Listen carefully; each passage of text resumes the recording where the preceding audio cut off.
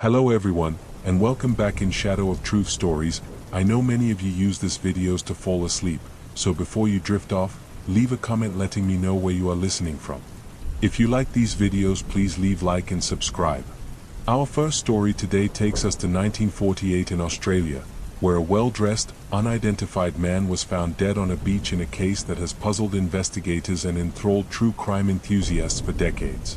On December 1, 1948, in Adelaide, Australia, a man's body was discovered on Somerton Beach.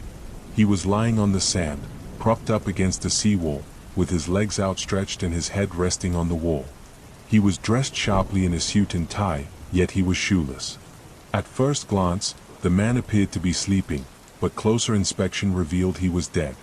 The absence of any immediate signs of trauma or struggle added to the mystery. The police investigation began with the man's belongings, but they only deepened the enigma.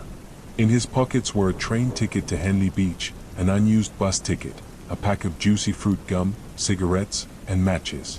However, there was no wallet, no ID, and no clues as to who he was. His clothing had all identifying tags carefully removed, and none of his fingerprints or dental records matched any existing databases. An autopsy revealed that the man had likely died of poisoning, but no trace of toxins was found in his body. This led to theories of an exotic, undetectable poison, possibly ingested voluntarily or administered covertly. The coroner's report concluded with the haunting phrase, "Cause of death unknown." A small scrap of paper was discovered hidden in a secret pocket in the man's trousers. The paper bore the words "Tamam Shid," Persian for "it is finished" or "the end." Investigators later traced the phrase to a rare book of poetry, the Rubaiyat of Omar Khayyam. The discovery of this paper ignited a firestorm of speculation. A copy of the Rubaiyat was eventually found in the back seat of a car near the beach. Inside, someone had torn out the words "Tamam Shid," matching the fragment found on the man. The book also contained a series of scribbled letters that appeared to be a code, and a phone number written in the back. The phone number led to a nurse named Jessica Thompson, who lived near Somerton Beach. When questioned, Jessica denied knowing the man, though witnesses suggested she appeared visibly shaken upon seeing his likeness. Jessica's connection to the case remains murky. Some theorize she had a romantic relationship with the man or was otherwise involved in his life, but no evidence ever substantiated these claims. The coded letters in the Rubaiyat were another source of fascination. Cryptographers and amateur sleuths have spent decades trying to decipher them, but their meaning remains elusive. Some believe they hold a key to the man's identity or the reason for his death, while others argue they are nothing more than random markings. Over the years, countless theories about the Somerton man have emerged. Some suggest he was a Cold War-era spy, assassinated over state secrets or a botched operation. This theory gained traction given the presence of a secretive defense establishment in the area and the timing of his death during rising global tensions. Others propose he was a jilted lover, taking his own life after being rejected by Jessica Thompson. In 2019, new evidence came to light when Jessica's daughter revealed that her mother had indeed known the man, contradicting her earlier statements. Additionally, Jessica's son, Robin, was noted to have a rare genetic dental trait that matched the Somerton man, leading to speculation that he might have been Robin's father. DNA analysis was proposed but has yet to provide definitive answers. In 2021, after decades of mystery, the Somerton man's remains were exhumed in an effort to use advanced DNA technology to uncover his identity. As of now, the results are still pending, and the world waits with bated breath to see if this enduring enigma will finally be resolved. The case of the Somerton man remains one of the most perplexing and haunting unsolved mysteries. It is a story of secrets, intrigue, and unanswered questions that has captured the imagination of people worldwide. Was he a spy, a heartbroken lover, or someone with a past so complex that even in death, it refused to reveal itself? Until we know more, the Somerton man's story stands as a testament to the enduring allure of the unknown.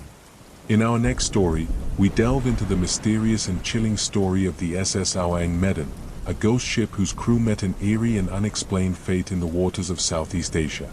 The tale begins in June 1947, when multiple ships in the Strait of Malacca received a distress call from a Dutch freighter, the SS Awang Medan. The message was as brief as it was alarming. All officers, including the captain, are dead. Lying in chart room and bridge. Possibly whole crew dead. After this came a burst of indecipherable Morse code, followed by a final chilling statement, "I die." Then, silence. The distress call prompted an immediate search. A nearby American merchant vessel, the Silver Star, responded and altered course to locate the Awang Medan. When the Silver Star arrived, they found the Awang Medan adrift with no signs of life on deck. The ship's exterior was undamaged, but an unsettling silence hung over it. The crew of the Silver Star boarded the vessel, and what they discovered remains one of the most disturbing mysteries in maritime history. The entire crew of the Awang Medan was dead. Their bodies were strewn across the decks, many with their arms outstretched as if they had been fending off something unseen. Their faces were frozen in expressions of sheer terror, with wide, bulging eyes and twisted mouths. Even the ship's dog was found deceased, snarling at an invisible enemy. Most chillingly, there was no visible sign of injury on any of the bodies. It was as if death had come to them suddenly and without explanation. The Silver Star's crew made their way to the engine room and found that the ship's machinery was in good condition, ruling out a mechanical failure as the cause. The cargo hold was examined and revealed no hazardous materials, though some reports claimed that the ship was carrying a secret load of chemicals or weaponry. Before further investigation could be conducted, a fire broke out in the lower deck of the Awang Medan. The Silver Star crew evacuated and barely managed to escape before the ship exploded and sank, taking its grim secrets to the depths of the sea. Theories about what happened to the crew of the Awang Medan have persisted for decades. One hypothesis is that the ship was carrying a dangerous and poorly stored chemical cargo, such as potassium cyanide or nitroglycerine. A leak could have created toxic fumes, suffocating the crew or causing hallucinations that led to their panicked deaths. However, this theory doesn't fully explain the crew's terrified expressions or the cryptic distress call. Another possibility is that the ship encountered a phenomenon known as a sonic attack. Infrasound waves, caused by certain natural or man-made occurrences, can induce feelings of panic, disorientation, and even death. Some theorists believe the Awang Medan may have passed through such an event, incapacitating the crew and leading to their eerie demise. The story has also inspired supernatural explanations.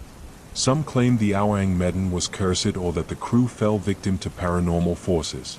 These theories are fueled by the ship's mysterious disappearance from maritime records. There is no definitive documentation proving its existence beyond eyewitness accounts and anecdotal reports.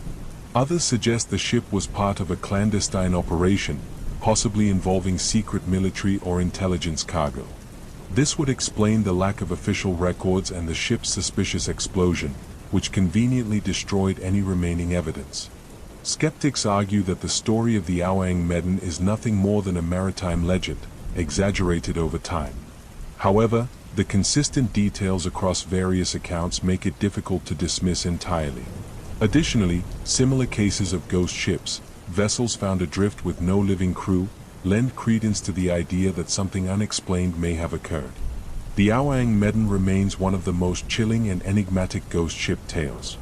Its tragic and mysterious end serves as a haunting reminder of the dangers and unknowns lurking on the high seas. What truly happened on that doomed voyage may never be known, but the legend of the SS Awang Medan continues to capture imaginations and send shivers down spines. In this next tale of maritime mystery, we uncover the chilling story of the Mary Celeste, a ship discovered adrift in the Atlantic Ocean with no crew aboard and no clear explanation for their disappearance. The Mary Celeste was a brigantine merchant ship that set sail from New York on November 7, 1872, bound for Genoa, Italy. On board were Captain Benjamin Briggs, his wife Sarah, their 2-year-old daughter Sophia, and 7 experienced crew members. The ship carried a cargo of denatured alcohol, a hazardous but valuable substance. Captain Briggs was a well-respected sailor, known for his meticulous nature and steady temperament. A month into the voyage, on December 5, 1872, the British ship Dei Gratia spotted the Mary Celeste drifting aimlessly in the Atlantic, about 400 miles off the Azores. The crew of the Dei Gratia noted that the Mary Celeste seemed intact but was sailing erratically. They approached and boarded the vessel, only to discover a scene that would spark over a century of speculation. The Mary Celeste was completely deserted. The lifeboat was missing, but the ship itself was in good condition, with no signs of violence or struggle. The cargo of alcohol was undisturbed, and the crew's personal belongings, including valuables, were still aboard. Even more puzzling, 6 months' worth of food and water remained untouched. The ship's logbook was intact, but its entries offered no clues as to why the crew had abandoned ship. What could have driven the crew to leave the Mary Celeste in such haste? Over the years, numerous theories have been proposed, each as tantalizing as the last. One of the most plausible explanations involves the ship's cargo. Denatured alcohol is highly flammable, and a leak or fumes could have caused the crew to fear an imminent explosion. In their panic, they may have boarded the lifeboat, planning to trail the ship until the danger subsided. However, if they became separated from the Mary Celeste, they would have been lost at sea, leaving the ship to drift without them. Another theory suggests that the Mary Celeste encountered a rogue wave, a sudden and massive wall of water that can strike with little warning. Such a wave might have swept the crew overboard or damaged the lifeboat, leaving no survivors. However, the ship's condition did not indicate such an event. More fantastical explanations involve piracy or foul play. Some theorize that another vessel intercepted the Mary Celeste, forcing the crew to abandon ship. Yet, the lack of damage and the untouched cargo contradict this idea. Paranormal enthusiasts, meanwhile, have speculated about sea monsters, ghostly apparitions, or even alien abductions. The story of the Mary Celeste took an unexpected twist in 1884, when Sir Arthur Conan Doyle, the creator of Sherlock Holmes, published a fictionalized account of the mystery titled J. Habakkuk Jeffson's Statement. His tale embellished the facts and introduced the idea of a cursed ship, capturing the public imagination and adding to the mythos surrounding the Mary Celeste. The ship itself met an ignominious end. After being salvaged and returned to service, it was deliberately wrecked in 1885 as part of an insurance fraud scheme. Its mysterious legacy, however, endures. The case of the Mary Celeste remains one of the most enduring maritime mysteries. What truly happened to its crew may never be known, but the ship's lonely voyage across the Atlantic continues to intrigue and unsettle, a haunting reminder of the perils and enigmas of the open sea. For this next story, we explore a chilling case where a ghostly visitation allegedly brought a murderer to justice, merging the supernatural with the grim reality of true crime. In 1897, in the small town of Greenbrier, West Virginia, a young woman named Zona Heastershoe was found dead under mysterious circumstances. Zona, only 23 years old, had recently married a local blacksmith named Erasmus Edward Shue. Her sudden death was initially attributed to natural causes, but strange events soon led to the case being reopened, thanks to her mother's claim that Zona's ghost had revealed the truth. Zona's body was discovered on January 23, 1897, by a young boy who had been sent to deliver eggs to the Shue household. He found her lying at the foot of the stairs, her body arranged as if she had fallen. When the boy summoned help, Edward was reportedly overcome with grief and insisted on dressing Zona's body himself, an unusual practice at the time. He chose a high-collared dress with a stiff neck, which he claimed was Zona's favorite. The local doctor, George Knapp, arrived to examine the body. Edward hovered nearby, cradling Zona's head and refusing to let the doctor perform a thorough examination. Dr. Knapp noted some oddities, including bruising around Zona's neck, but ultimately listed everlasting faint as the cause of death, a vague and unsatisfactory conclusion. Zona was buried shortly after, and the town mourned her passing. However, Zona's mother, Mary Jane Heaster, was unconvinced. She disliked Edward and had always harbored suspicions about his character. Weeks after the funeral, Mary Jane claimed that Zona's ghost began appearing to her at night. Over the course of 4 nights, Mary Jane said Zona's spirit revealed that Edward had been abusive and had strangled her in a fit of rage. Zona's ghost demonstrated how Edward had crushed her windpipe, leaving bruises around her neck. Mary Jane was so convinced by these visions that she went to the local prosecutor, John Preston, to demand an investigation. Though skeptical, Preston agreed to exhume Zona's body and conduct a proper autopsy. When Zona's remains were examined, the findings matched Mary Jane's claims. Her neck was indeed broken, and her windpipe showed signs of violent compression. Confronted with this evidence, Edward Shue's past began to unravel. Investigators discovered he had been married twice before. His first wife had divorced him due to abuse, and his second wife had died under suspicious circumstances. Edward's pattern of behavior painted a clear picture, and he was arrested and charged with Zona's murder. During the trial, Mary Jane Heaster testified about the ghostly visits. Her testimony was unusual but compelling, and the jury was swayed by the physical evidence and Edward's questionable history. In July 1897, Edward Shue was convicted of murder and sentenced to life in prison, where he died 3 years later. The case of the Greenbrier ghost remains one of the few instances where supernatural testimony played a role in securing a conviction. While skeptics argue that Mary Jane's visions were simply the result of grief and intuition, others believe that Zona's spirit truly reached out from beyond the grave to ensure her killer faced justice. Zona's story has since become a part of West Virginia folklore, blending tragedy, mystery, and the supernatural. A historical marker now stands in Greenbrier County, commemorating the unique case and the ghostly legend that surrounds it. Whether you believe in spirits or not, the tale of the Greenbrier ghost is a haunting reminder that some mysteries refuse to remain buried. In our next story, we dive into one of the most infamous unsolved murders in American history, the brutal and mysterious killing of Elizabeth Short, better known as the Black Dahlia. The Black Dahlia case begins on January 15, 1947, when the body of 22-year-old Elizabeth Short was discovered in a vacant lot in the Limit Park neighborhood of Los Angeles. A local resident, Betty Bersinger, stumbled upon what she initially thought was a discarded mannequin. Upon closer inspection, she realized the horrifying truth. It was a human body, mutilated and posed in a grotesque manner. Elizabeth's body had been cut in half at the waist with surgical precision, and her face was slashed from the corners of her mouth to her ears, creating a chilling Glasgow smile. Her remains were completely drained of blood, leaving her skin pale and waxy. Her arms were positioned above her head, and her lower body was arranged unnaturally, as though the killer had staged the scene deliberately. Elizabeth Short was born in Boston, Massachusetts, in 1924. She moved to California as a young adult, dreaming of becoming a movie star. She was known for her striking beauty, dark hair, and fondness for wearing black, which earned her the nickname Black Dahlia. Despite her aspirations, Elizabeth struggled financially and led a transient lifestyle, frequently moving between boarding houses and acquaintances' homes. The media frenzy surrounding the case was immediate and unprecedented. Sensationalist headlines branded Elizabeth as a promiscuous wannabe starlet and fueled lurid rumors about her personal life.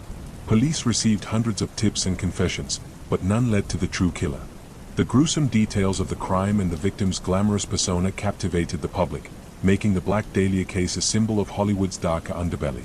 The investigation into Elizabeth's murder revealed a complex and tragic life. She was known to frequent bars and clubs, often relying on the generosity of male admirers to get by. However, there was no evidence to suggest she was involved in anything illegal. Friends described her as kind and charming but struggling to find her footing in the harsh world of 1940s Los Angeles. One of the most confounding aspects of the case was the sheer precision of the mutilation. Medical examiners concluded that the bisection had been performed with surgical expertise, likely by someone with medical training.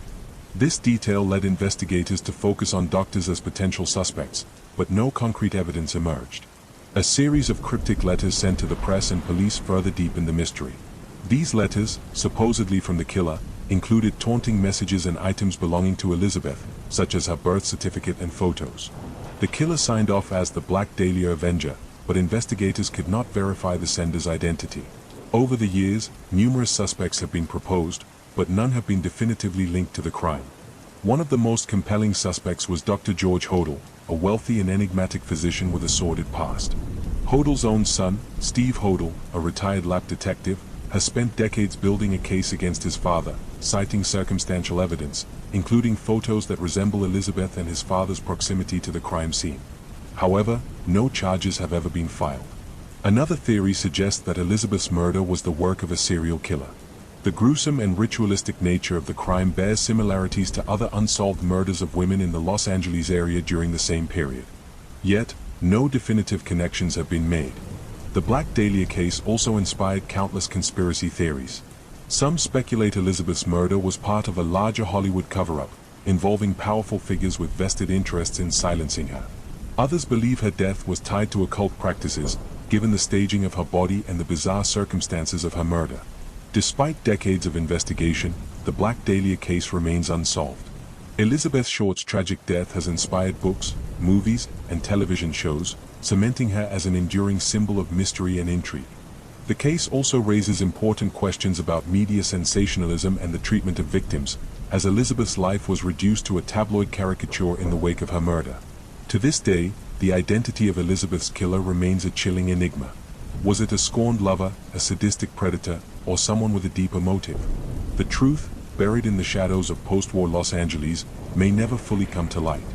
What is certain, however, is that Elizabeth Short's story continues to haunt, captivating those drawn to the dark and unexplained corners of human history.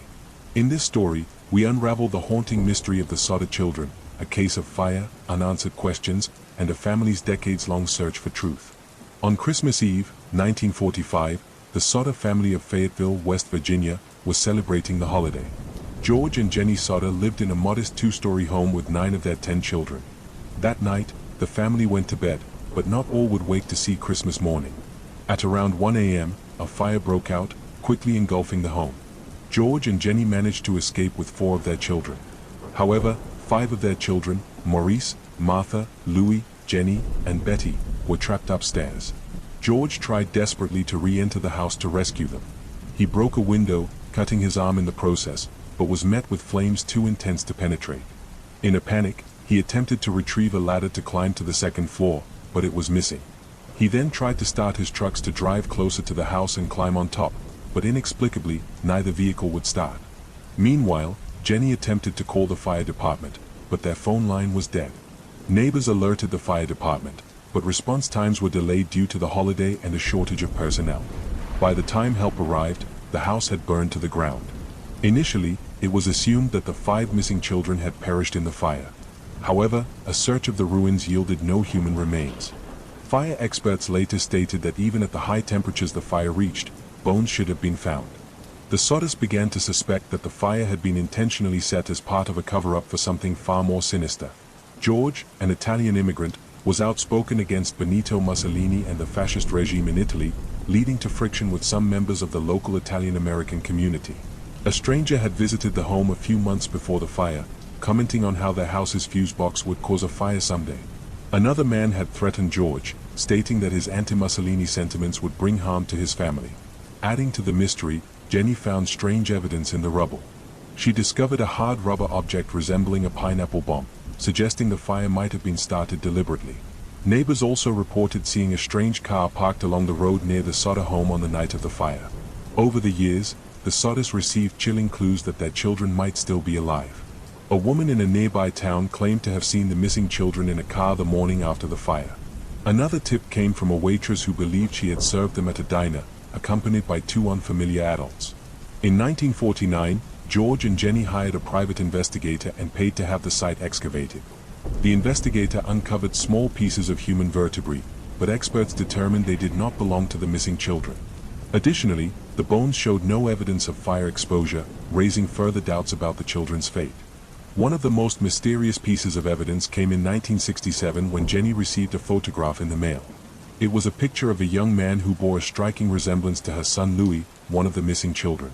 Written on the back was a cryptic message: Louis Sodder, I love brother Frankie. Ill boys. A 90132 or 35. Despite hiring a private detective to track the sender, the Sodders were never able to uncover the photograph's origins. The Sodders placed a billboard along Route 16 with photographs of their missing children and an appeal for information. It became a local landmark and a symbol of the family's unrelenting pursuit of answers. George died in 1969, and Jenny in 1989, never knowing what truly happened to their children. The case of the Sodder children remains one of the most perplexing mysteries in American history. Were the children victims of a tragic fire, or were they abducted in a carefully orchestrated plot? To this day, the truth remains elusive, leaving behind a haunting legacy of grief, suspicion, and unanswered questions. In this next chilling tale, we uncover the mystery of the Dybbuk box, a seemingly cursed object tied to paranormal activity and unexplained misfortune. The story of the Dybbuk box began in 2001 when an antique dealer named Kevin Mannies purchased an old wine cabinet at an estate sale in Portland, Oregon. The cabinet had belonged to a Holocaust survivor named Havela, who had emigrated to the United States after World War II. According to the seller's family, Havela had always warned them never to open the box, claiming it contained a dibuk, a restless spirit from Jewish folklore capable of possessing the living. Curious about the cabinet's mysterious reputation, Manis decided to bring it to his shop. Strange occurrences began almost immediately.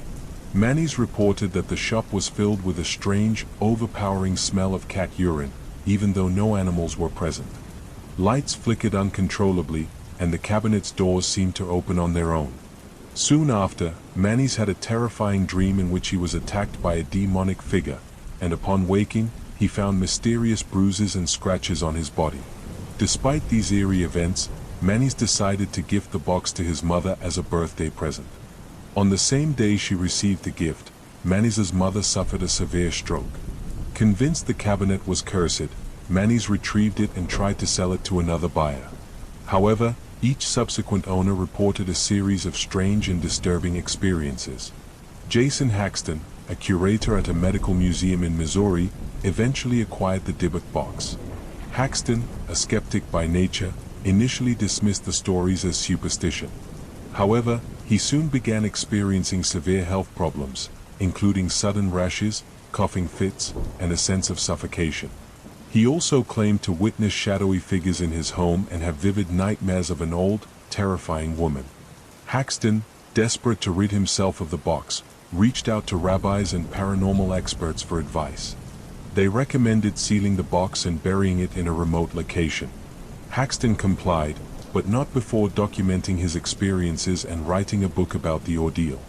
The dibuk box gained widespread attention and became a focal point of paranormal discussions. In 2012, the box was featured on the TV show Paranormal Witness, and its legend grew. It later inspired the 2012 horror film The Possession, which dramatized the story of a cursed Jewish relic wreaking havoc on its owners.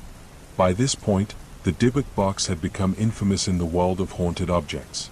The current owner of the dibuk box is Zach Bagans, host of the show Ghost Adventures. Bagans purchased the box and placed it in his haunted museum in Las Vegas. Since acquiring it, Bagans has claimed that the box exerts a malevolent energy.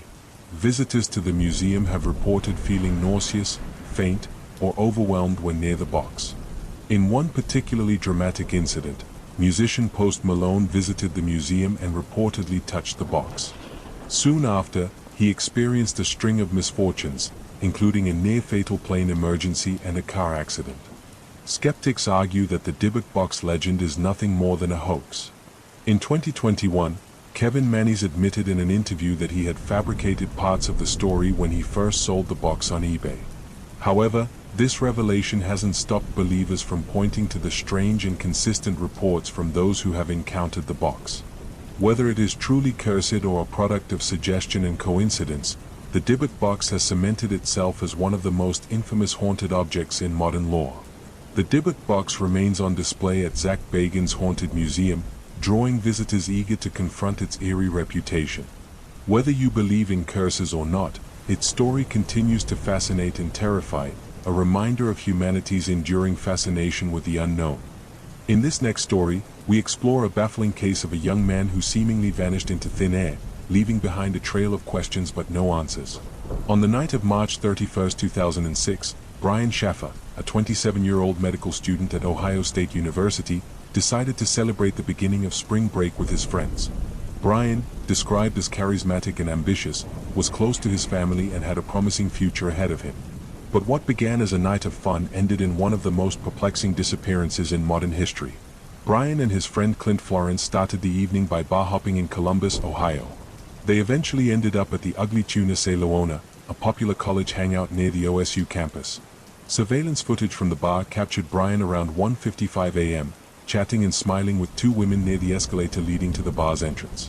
Moments later, he walked out of the camera's view. This would be the last confirmed sighting of Brian Schaffer.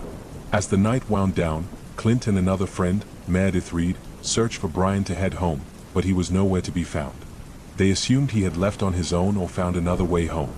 The following day, Brian's girlfriend, Alexis Wagoner, who had been out of town, became concerned when she couldn't reach him.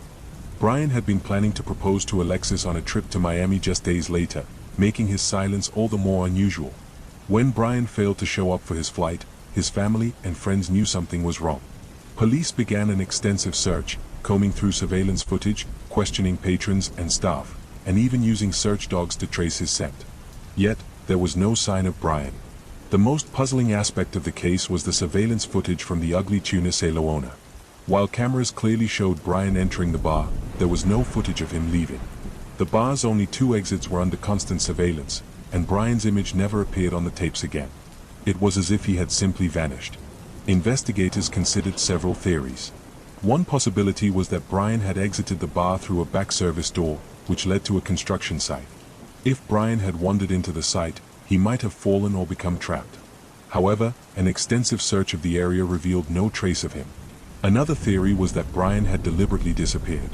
Some speculated he was overwhelmed by the recent death of his mother, Renee, who had passed away from cancer just weeks earlier. Could he have chosen to start a new life elsewhere? His loved ones found this theory hard to believe, given his plans with Alexis and his otherwise stable life. Foul play was also considered. Brian was a healthy and fit young man, but could he have been abducted or harmed after leaving the bar? Clint, the friend who had been with him that night, came under scrutiny when he refused to take a polygraph test. However, there was no evidence linking Clint to Brian's disappearance. Over the years, sightings of Brian have been reported in various locations, from Georgia to Sweden, but none have been confirmed. His father, Randy Schaffer, tirelessly searched for answers, even posting messages to Brian on social media, pleading for him to come home.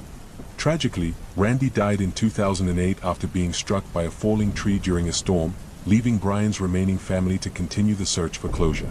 In 2020, police released an age-progressed image of what Brian might look like, reigniting public interest in the case. Despite ongoing efforts, Brian Schaffer's fate remains a mystery. Was he the victim of a tragic accident, foul play, or something else entirely? The disappearance of Brian Schaffer is a haunting reminder of how someone can vanish without a trace, even in a crowded, public place. It's a story that leaves behind more questions than answers and continues to perplex investigators, friends, and family to this day. Our next story unravels the baffling and controversial case of Tamla Horsford, a woman who died under mysterious circumstances during what was supposed to be a friendly gathering. On the evening of November 3, 2018, Tamla Horsford, a 40-year-old mother of 5, attended an overnight party at the home of Jean Mayers in Forsyth County, Georgia. The gathering was a football mom's party, intended to celebrate friendships formed through their children's sports activities. Tamla was the only black woman in attendance, a detail that would later become a point of controversy. The party was light-hearted, filled with drinks, games, and camaraderie. Tamla, known for her warm personality and outgoing nature, brought tequila as a gift and seemed to be enjoying herself. Over the course of the evening, she was seen socializing, laughing, and even calling her husband to check in. However, by the morning of November 4th, Tamla was found dead in the backyard. She was lying face down in the grass, dressed in her pajamas, with visible injuries. The homeowners called 911, reporting that Tamla had fallen from the balcony overnight. The initial investigation by the Forsyth County Sheriff's Office concluded that Tamla's death was accidental.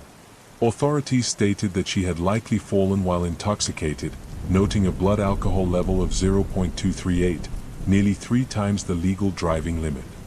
They also cited traces of THC and Xanax in her system, though Tamla had no prescription for the latter.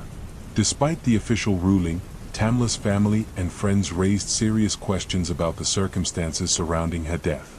Her injuries, which included blunt force trauma to her head, a broken wrist, and lacerations, seemed inconsistent with a simple fall. Additionally, the positioning of her body and the lack of debris or disturbance on the balcony rail suggested something more sinister. Compounding the suspicion were inconsistencies in witness statements. Some party attendees changed their accounts of the night, and others admitted to deleting texts and photos. Jean Mayer's boyfriend, who was in the house that night, worked in law enforcement, further fueling allegations of a potential cover-up. The case drew widespread attention in 2020, amid heightened awareness of racial inequality and injustice in the United States. Advocates pointed out that Forsyth County had a history of racial tension, and many questioned whether Tamla's race played a role in how her death was handled. Social media campaigns and petitions called for a reinvestigation, and public pressure led to the case being reopened by the Georgia Bureau of Investigation, GBI. In 2021, after reviewing the evidence, the GBI concluded that there was no foul play in Tamla's death, reaffirming the initial ruling of accidental death. However, critics argue that the investigation was incomplete and lacked transparency. They point to the lack of forensic evidence, the mishandling of the crime scene, and the failure to thoroughly investigate the party attendees as major flaws in the case. To this day, Tamla Horsford's death remains a source of pain and controversy. Her family continues to demand answers, believing that the full truth has yet to come to light. The case serves as a sobering reminder of the need for accountability and justice, particularly when societal biases and systemic flaws may be at play. Whether Tamla's death was a tragic accident or something more sinister, her story has left an indelible mark, sparking conversations about race, justice, and the value of a thorough investigation. It remains a haunting mystery that continues to resonate with those seeking the truth. Our next story takes us to Brazil in 1966, where a mysterious and bizarre incident left 2 men dead and a trail of unanswered questions, now known as the lead masks case. On August 20, 1966, 2 young men, Manuel Pereira da Cruz and Miguel José Viana, were found dead on the Morro do Vintum, a hill in Niterói, Brazil. Their discovery sparked a mystery that has baffled investigators and theorists alike for decades. The circumstances surrounding their deaths were strange, eerie, and seemingly unexplainable. Both men were dressed in matching suits and waterproof coats. Beside their bodies were 2 lead masks, typically used to shield against radiation, and a notebook containing cryptic instructions. The note, written in Portuguese, read, 1630 be at the specified location. 1830 ingest capsules, after effect protect metals, wait for signal. The meaning of this message has never been deciphered. Adding to the enigma, there were no signs of struggle, trauma, or violence on the bodies. The men appeared to have died peacefully, lying side by side. Their belongings included an empty water bottle, suggesting they had consumed something, and a small amount of cash. However, toxicology reports were inconclusive due to the advanced state of decomposition when their bodies were found. The investigation revealed that Manuel and Miguel were electronic technicians from Campos dos Goitacazes, a small town several hours away. Friends and family described them as intelligent and ambitious but noted their growing interest in spiritualism and the occult. They had become particularly fascinated with the idea of contacting extraterrestrial beings, leading some to speculate that their deaths were linked to an attempt at alien communication. Witnesses reported seeing the 2 men on the hill in the hours before their deaths. A young man living nearby recalled seeing a bright orange light hovering over the area that night, a detail that fueled theories of UFO involvement. Others suggested the lead masks were intended to shield their eyes during an expected encounter with a blinding light. Another theory points to a spiritualist group the men were involved with, which reportedly experimented with hallucinogenic drugs and rituals. Some speculate that Manuel and Miguel ingested a psychedelic substance as part of a ritual, leading to their deaths. However, the precise nature of the capsules mentioned in the note remains unknown. Critics of the extraterrestrial and occult theories argue that the case may simply involve a failed scientific experiment. As electronic technicians, the men may have been testing a device or experiment involving radiation or electrical energy, using the lead masks for protection. If something went wrong, they might have succumbed to poisoning or other unforeseen effects. Despite extensive investigations, the lead masks case remains unsolved. The peculiar combination of circumstances, the cryptic note, the lead masks, and the apparent lack of foul play, has left even the most experienced investigators puzzled. Over the years, the story has inspired countless theories, from alien abduction and secret government experiments to botched rituals and accidental poisoning. The lack of definitive answers has only deepened the intrigue, making the lead masks case one of Brazil's most enduring mysteries. Whether the men were victims of their own curiosity, an experiment gone awry, or something far stranger, the case of Manuel Pereira da Cruz and Miguel José Viana serves as a haunting reminder of how little we understand about the world, and perhaps the universe, around us. In this chilling tale, we uncover the mysterious case of Dorothy Jane Scott, a young mother whose disappearance and murder were accompanied by terrifying phone calls and cryptic clues. Dorothy Jane Scott was a 32-year-old single mother living in Stanton, California, in 1980. She worked as a secretary at a local shop that sold psychedelic and spiritual items. By all accounts, Dorothy was a devoted mother to her 4-year-old son, Sean, and led a quiet, unassuming life. She had no known enemies, no risky habits, and no involvement in anything that might put her in danger. Yet, someone had been watching her, and making it known. In the months leading up to her disappearance, Dorothy began receiving disturbing phone calls at her home. The caller was a man who alternated between professing his love for her and making violent threats. He claimed to be watching her every move, even describing her outfits and daily activities in unnerving detail. Dorothy was so frightened that she considered purchasing a handgun but ultimately decided against it. On May 28, 1980, Dorothy attended a meeting at her workplace. During the meeting, she noticed that a co-worker, Conrad Bostron, looked ill. Concerned for his health, Dorothy and another colleague, Pam Head, took Conrad to the emergency room. While waiting at the hospital, Dorothy decided to retrieve her car from the parking lot so they could leave as soon as Conrad was discharged. Pam later reported that Dorothy never returned. Hospital staff later confirmed that Conrad had been discharged, but Dorothy was nowhere to be found. Hours later, her white Toyota station wagon was discovered about 10 miles away, in an alleyway in Santa Ana. The car was on fire, and there was no sign of Dorothy. The investigation into Dorothy's disappearance yielded few leads. Friends and family were unable to identify anyone who might have wished her harm. Police began to suspect that the mysterious caller might be involved, but they had no way to trace him or confirm his identity. The case took an even darker turn after Dorothy vanished. Her parents, Jacob and Vera Scott, began receiving harassing phone calls from an unknown man. The caller would ask, "Is Dorothy home?" before hanging up or saying chilling things like, "I've got her." These calls came regularly, often while Vera was home alone. The man never stayed on the line long enough for the police to trace the calls, and his identity remained a mystery. 4 years after Dorothy's disappearance, on August 6, 1984, a construction worker discovered human remains in the brush along a remote road in Anaheim. The skeletal remains were identified as Dorothy's through dental records. Nearby, investigators found a turquoise ring and a wristwatch, which her parents confirmed belonged to her. The condition of the remains made it impossible to determine a cause of death, leaving more questions than answers. Even after Dorothy's remains were discovered, the harassing calls continued. The man taunted her family with cryptic messages, suggesting he had been responsible for her death. Despite their efforts, police were never able to identify the caller or connect him to Dorothy's murder. Over the years, several theories have emerged about Dorothy's fate. Some speculate that the caller was an obsessed stalker who fixated on Dorothy and eventually acted on his violent fantasies. Others believe the perpetrator might have been someone Dorothy knew but whose connection to her was never uncovered. To this day, the murder of Dorothy Jane Scott remains unsolved. The identity of the mysterious caller and the circumstances surrounding her disappearance and death continue to haunt her family and those who have studied her case. Dorothy's story serves as a chilling reminder of how an ordinary life can be upended by an unseen menace, leaving behind a legacy of fear, loss, and unanswered questions. For this story, we delve into the unsettling and baffling case of Cindy James, a woman who endured years of harassment, stalking, and violence before her mysterious death left investigators divided.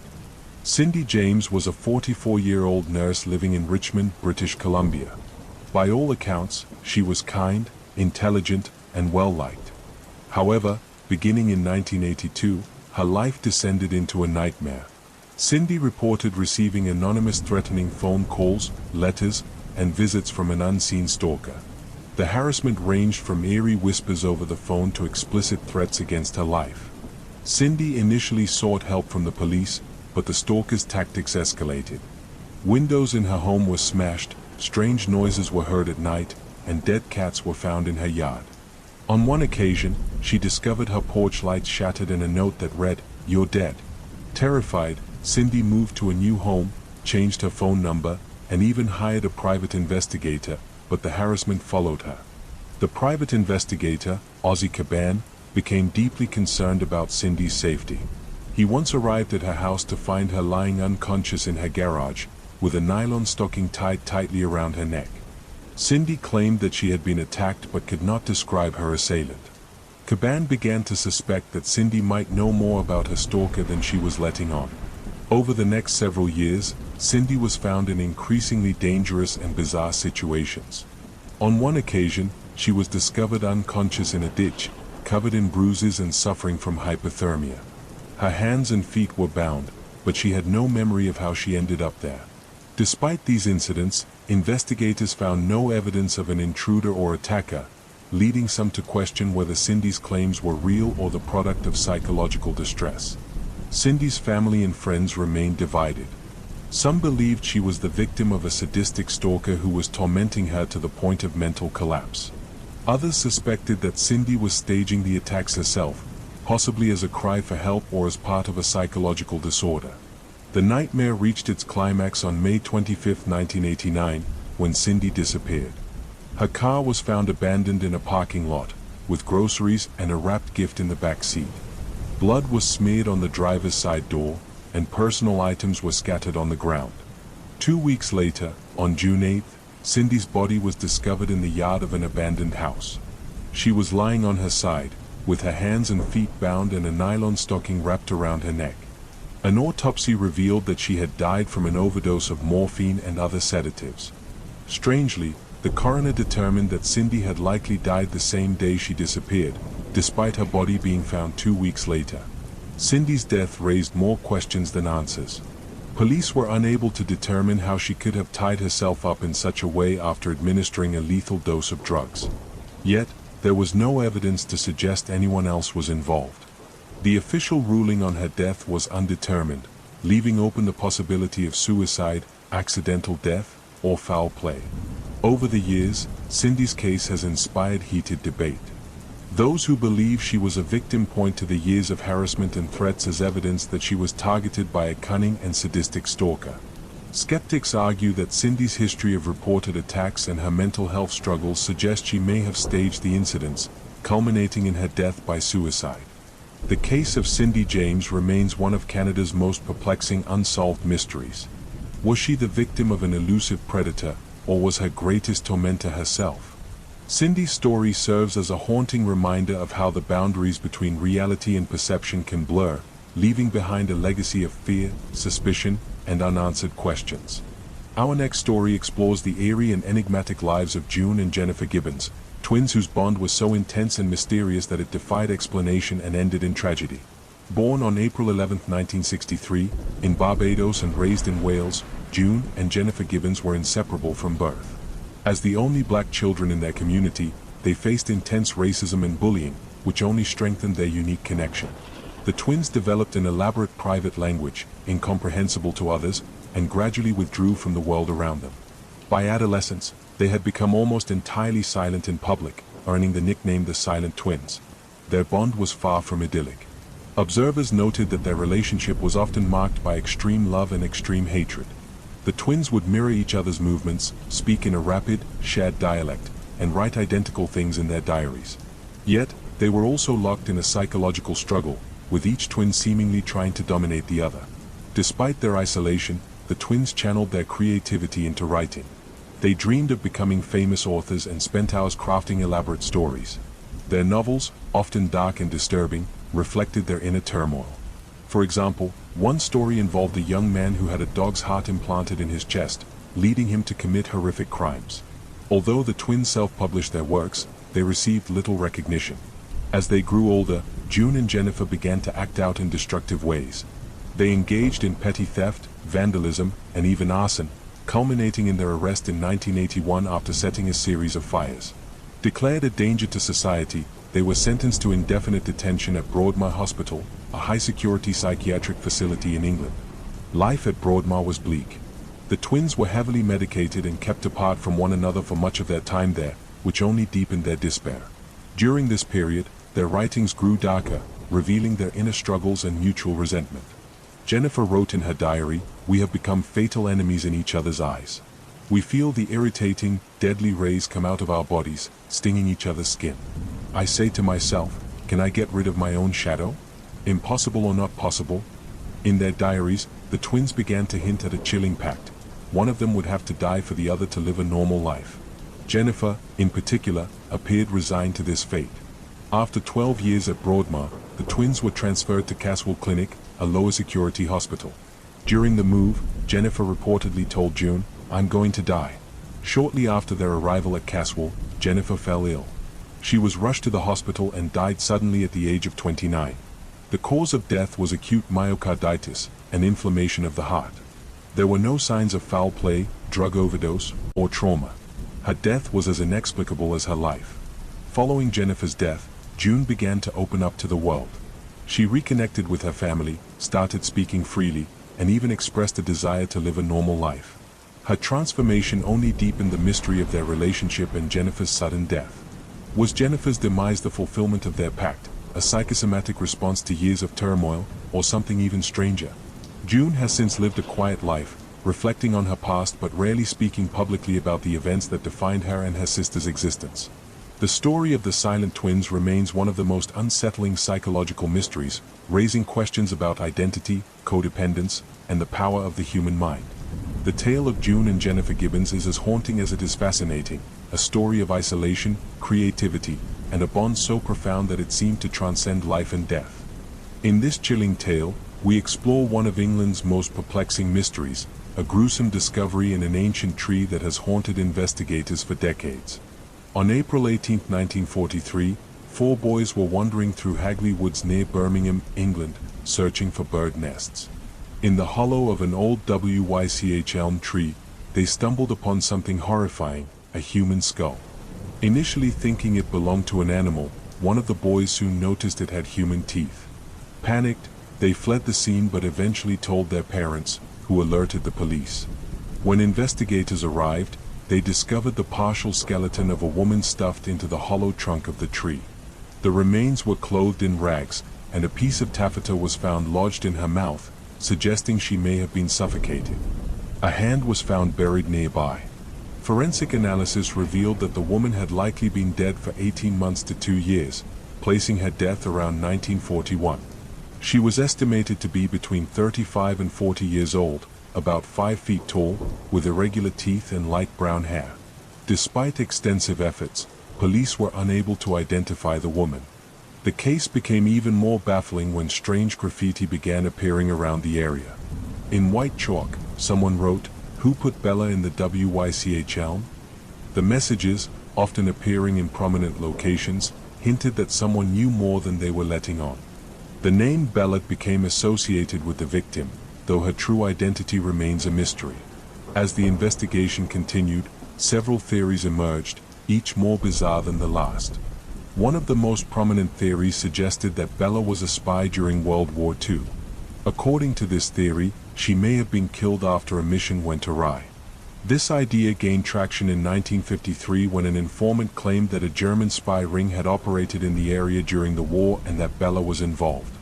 Another theory pointed to witchcraft. The unusual positioning of the body within the tree and the presence of a hand buried separately led some to speculate that Bella's death was part of an occult ritual.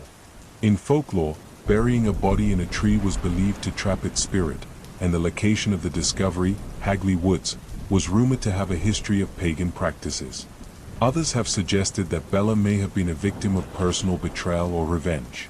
Some accounts claim she was a prostitute who became involved with the wrong people, leading to her grisly fate. However, no evidence has surfaced to confirm these claims. Over the years, the case has captured the imagination of true crime enthusiasts, historians, and paranormal investigators. The mysterious graffiti continued to appear sporadically, keeping the story alive in public consciousness. However, no new evidence has come to light, and the identity of Bella, and the circumstances of her death, remain unknown. Today, the story of Bella in the WYCH elm is a haunting reminder of how some mysteries endure, defying explanation and leaving behind only fragments of a life and a crime that may never be fully understood. Was she a spy, a victim of witchcraft, or simply someone whose tragic story faded into obscurity? The answers lie hidden, much like Bella herself, in the hollow of a tree. For this story, we journey into one of the most infamous and controversial cases of paranormal activity, the Enfield poltergeist, which terrified a family and captivated investigators in the late 1970s. In 1977, Peggy Hodgson, a single mother of 4, lived in a modest council house at 284 Green Street in Enfield, England. Her quiet life was turned upside down when her 2 daughters, Janet, 11, and Margaret, 13, began experiencing strange occurrences. It started with furniture moving on its own, knocking sounds coming from the walls, and household items inexplicably flying across the room. One night, Peggy heard her daughters screaming. She rushed to their bedroom to find their chest of drawers sliding across the floor by itself. Despite her attempts to push it back, the furniture resisted her strength as though an unseen force was controlling it. Frightened, the Hodgson family fled to a neighbor's house and called the police. When an officer arrived, she witnessed a chair sliding across the room on its own but could find no explanation. News of the activity spread quickly, attracting the attention of journalists and paranormal investigators. Maurice Grosse and Guy Leon Playfair from the Society for Psychical Research arrived to document the phenomena. Over the next 18 months, they recorded over 2,000 incidents, including levitating objects, strange noises, and chilling voices that seemed to emanate from Janet herself. One of the most infamous elements of the Enfield case was Janet's apparent possession.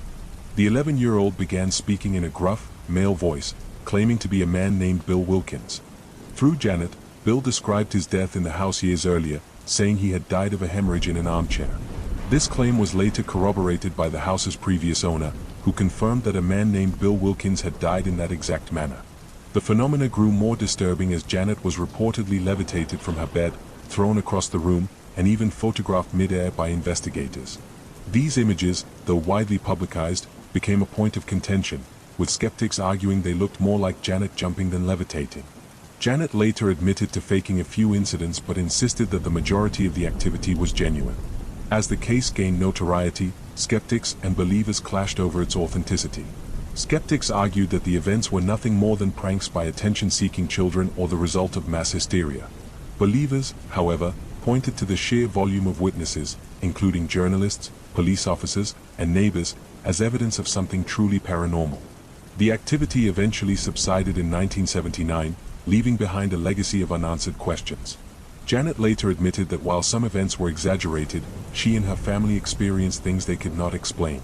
Even Maurice Grosse, who initially approached the case with skepticism, became convinced that the Hodgson family had been the victims of genuine poltergeist activity. The Enfield poltergeist remains one of the most famous cases of paranormal investigation. It has inspired countless books, documentaries, and even films, including The Conjuring 2. Whether it was the work of mischievous children, a disturbed spirit, or something else entirely, the case continues to intrigue and terrify those who hear it. Was the Enfield haunting a glimpse into the supernatural or a cleverly orchestrated hoax? The truth may never be known, but the story serves as a chilling reminder of how thin the veil between the ordinary and the unexplainable can be. In this next unsettling tale, we explore the haunting case of the Isdal woman, whose death in the icy wilderness of Norway has remained one of the most enigmatic unsolved mysteries in modern history. On November 29, 1970, a professor and his 2 daughters were hiking through Isdalen, a remote and rugged valley near Bergen, Norway, known locally as Death Valley due to its history of suicides and hiking accidents. During their trek, they stumbled upon the charred remains of a woman lying among the rocks. She was partially burned, and the scene was both gruesome and bizarre. The woman's body was found surrounded by an array of strange items, a packed lunch, a few empty bottles, and traces of a sleeping pill known as phenobarbital. Most perplexing were the lack of identification documents and the labels meticulously removed from her clothing. A pair of rubber boots, a broken umbrella, and some jewelry lay nearby, placed almost ritualistically. The autopsy revealed even more disturbing details. The woman had consumed 50 to 70 sleeping pills, and soot was found in her lungs, indicating she was alive when set on fire. Her death was officially ruled a probable suicide, but the evidence pointed to a far more complex and sinister story. Investigators discovered 2 suitcases belonging to the woman at a train station in Bergen. Inside were wigs, cosmetics, and more clothing with the labels removed, as well as a notepad with indecipherable codes. These codes were later determined to be travel logs, detailing her movements across several European cities. Witnesses reported seeing her check into multiple hotels under various aliases, including Genevieve Lancia and Claudia Tielt. often speaking multiple languages fluently. The investigation revealed that the Isdal woman had been traveling under at least 9 false identities. She frequently changed her appearance, using wigs and makeup to disguise herself. Hotel staff recalled her behavior as cautious and secretive, avoiding eye contact and keeping to herself. These details sparked numerous theories. Some speculated that the woman was a Cold War spy, working for an intelligence agency and possibly assassinated by rivals. Her travel patterns and multiple aliases seemed consistent with espionage. Others suggested she might have been involved in illegal activities, such as smuggling or forgery, and was killed to silence her. One chilling theory posits that she was lured to her death by someone she trusted. The ritualistic arrangement of her belongings and the circumstances of her death suggest a level of premeditation that goes beyond suicide. The presence of sedatives and the burning of her body could have been an attempt to cover up a murder or obscure her identity. Despite decades of investigation, the Isdal woman's true identity and the circumstances of her death remain unknown. In recent years, advances in forensic science have offered new insights. Isotope analysis of her teeth suggested she grew up in Eastern or Central Europe, possibly near the France-Germany border. However, even this clue has failed to lead to definitive answers. The Isdal woman has captured the imagination of true crime enthusiasts and conspiracy theorists worldwide. Her story has inspired books, documentaries, and podcasts, all attempting to piece together the fragments of her mysterious life. But for every answer, new questions arise, deepening the enigma. Who was the Isdal woman? Was she a spy, a victim of foul play, or a tragic figure fleeing from a past she couldn't escape? Her case remains a haunting reminder of the secrets people can carry and the mysteries that may never be solved. Our next tale takes us to the remote and windswept Flannan Isles in Scotland, where 3 lighthouse keepers vanished in 1900 under circumstances that remain unexplained to this day. The Flannan Isles are a group of small, uninhabited islands located off the western coast of Scotland. Known for their isolation and rugged beauty, the Isles have long been a source of folklore and mystery. In December 1900, they became the setting for one of the most puzzling disappearances in maritime history. The lighthouse on Eilean Moor, the largest of the Flannan Isles, had been completed just the previous year. Its purpose was to guide ships safely through the treacherous waters of the Outer Hebrides. The keepers, James Duckett, Thomas Marshall, and Donald MacArthur, were tasked with ensuring the light remained operational in all conditions. The 3 men were experienced seamen, accustomed to the harshness of the sea and the isolation of their post. On December 15, 1900, the steamer Archtor, en route from Philadelphia to Leith, passed near the Flannan Isles. The captain noted that the lighthouse was dark, which was unusual and concerning. He reported the matter upon reaching port, but due to bad weather, it wasn't until December 26 that a relief vessel, the Hesperus, was able to reach the lighthouse. When the Hesperus arrived, the crew immediately sensed something was wrong. The lighthouse was eerily silent, with no welcoming party to greet them as was customary. Joseph Moore, the relief keeper, was sent ashore to investigate. What he found would haunt him for the rest of his life. The lighthouse was completely deserted. Inside, Moore discovered signs that the keepers had left in a hurry. A meal sat uneaten on the table, and a chair had been overturned. The clocks in the lighthouse had stopped, likely because no one had been there to wind them. A single set of oilskins, essential protective clothing for venturing outside in the brutal weather, remained inside, suggesting that one of the men had left without proper gear, a highly unusual and dangerous decision. Further inspection of the island revealed more clues but no answers. 2 of the 3 storm logs, recorded by Thomas Marshall, described severe weather conditions. The final entry, dated December 15th, mentioned a storm of such ferocity that the men had been praying for deliverance, despite their reputation as stoic and resilient. The logs also noted that Donald MacArthur, known for his toughness, had been weeping, an uncharacteristic and unsettling detail. However, no storms had been reported in the region on the dates noted in the logbooks, leading to speculation that the keepers had either misrecorded the events or experienced something entirely different. A theory soon emerged based on physical evidence found near the west landing of the island. A large section of turf had been ripped from the ground, and the ropes from a supply box, typically secured high up on a rock, were scattered near the base of the cliff. This suggested that the men might have been swept away by a massive rogue wave while attempting to secure equipment during bad weather. Such waves, while rare, are known to occur in the area and could easily have overwhelmed even the most experienced sailors. However, this theory raised as many questions as it answered. Why had one man left the lighthouse without his oilskins? And why had all three men left their posts at the same time, when protocol dictated that at least one keeper should always remain inside to maintain the light? Other theories ventured into the realm of the supernatural. The Flannan Isles were steeped in folklore, with tales of ghostly apparitions, curses, and fairy activity. Some suggested that the men had been lured away by spirits or fallen victim to a supernatural force. Others believed they had been abducted by aliens or had vanished into another dimension. More grounded theories proposed foul play. Some speculated that a fight had broken out among the keepers, leading to violence and their ultimate deaths. This theory, however, seems unlikely given the lack of evidence for a struggle and the men's professional reputations. The official investigation concluded that the men had likely been swept out to sea by a rogue wave, but this explanation has never satisfied everyone. The strange details, the untouched meal, the incomplete oilskins, the inconsistent storm reports, leave room for endless speculation.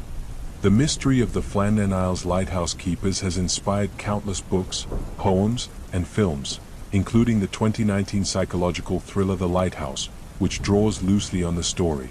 The barren and windswept island, with its silent lighthouse standing as a sentinel, remains a haunting symbol of the unsolved disappearance.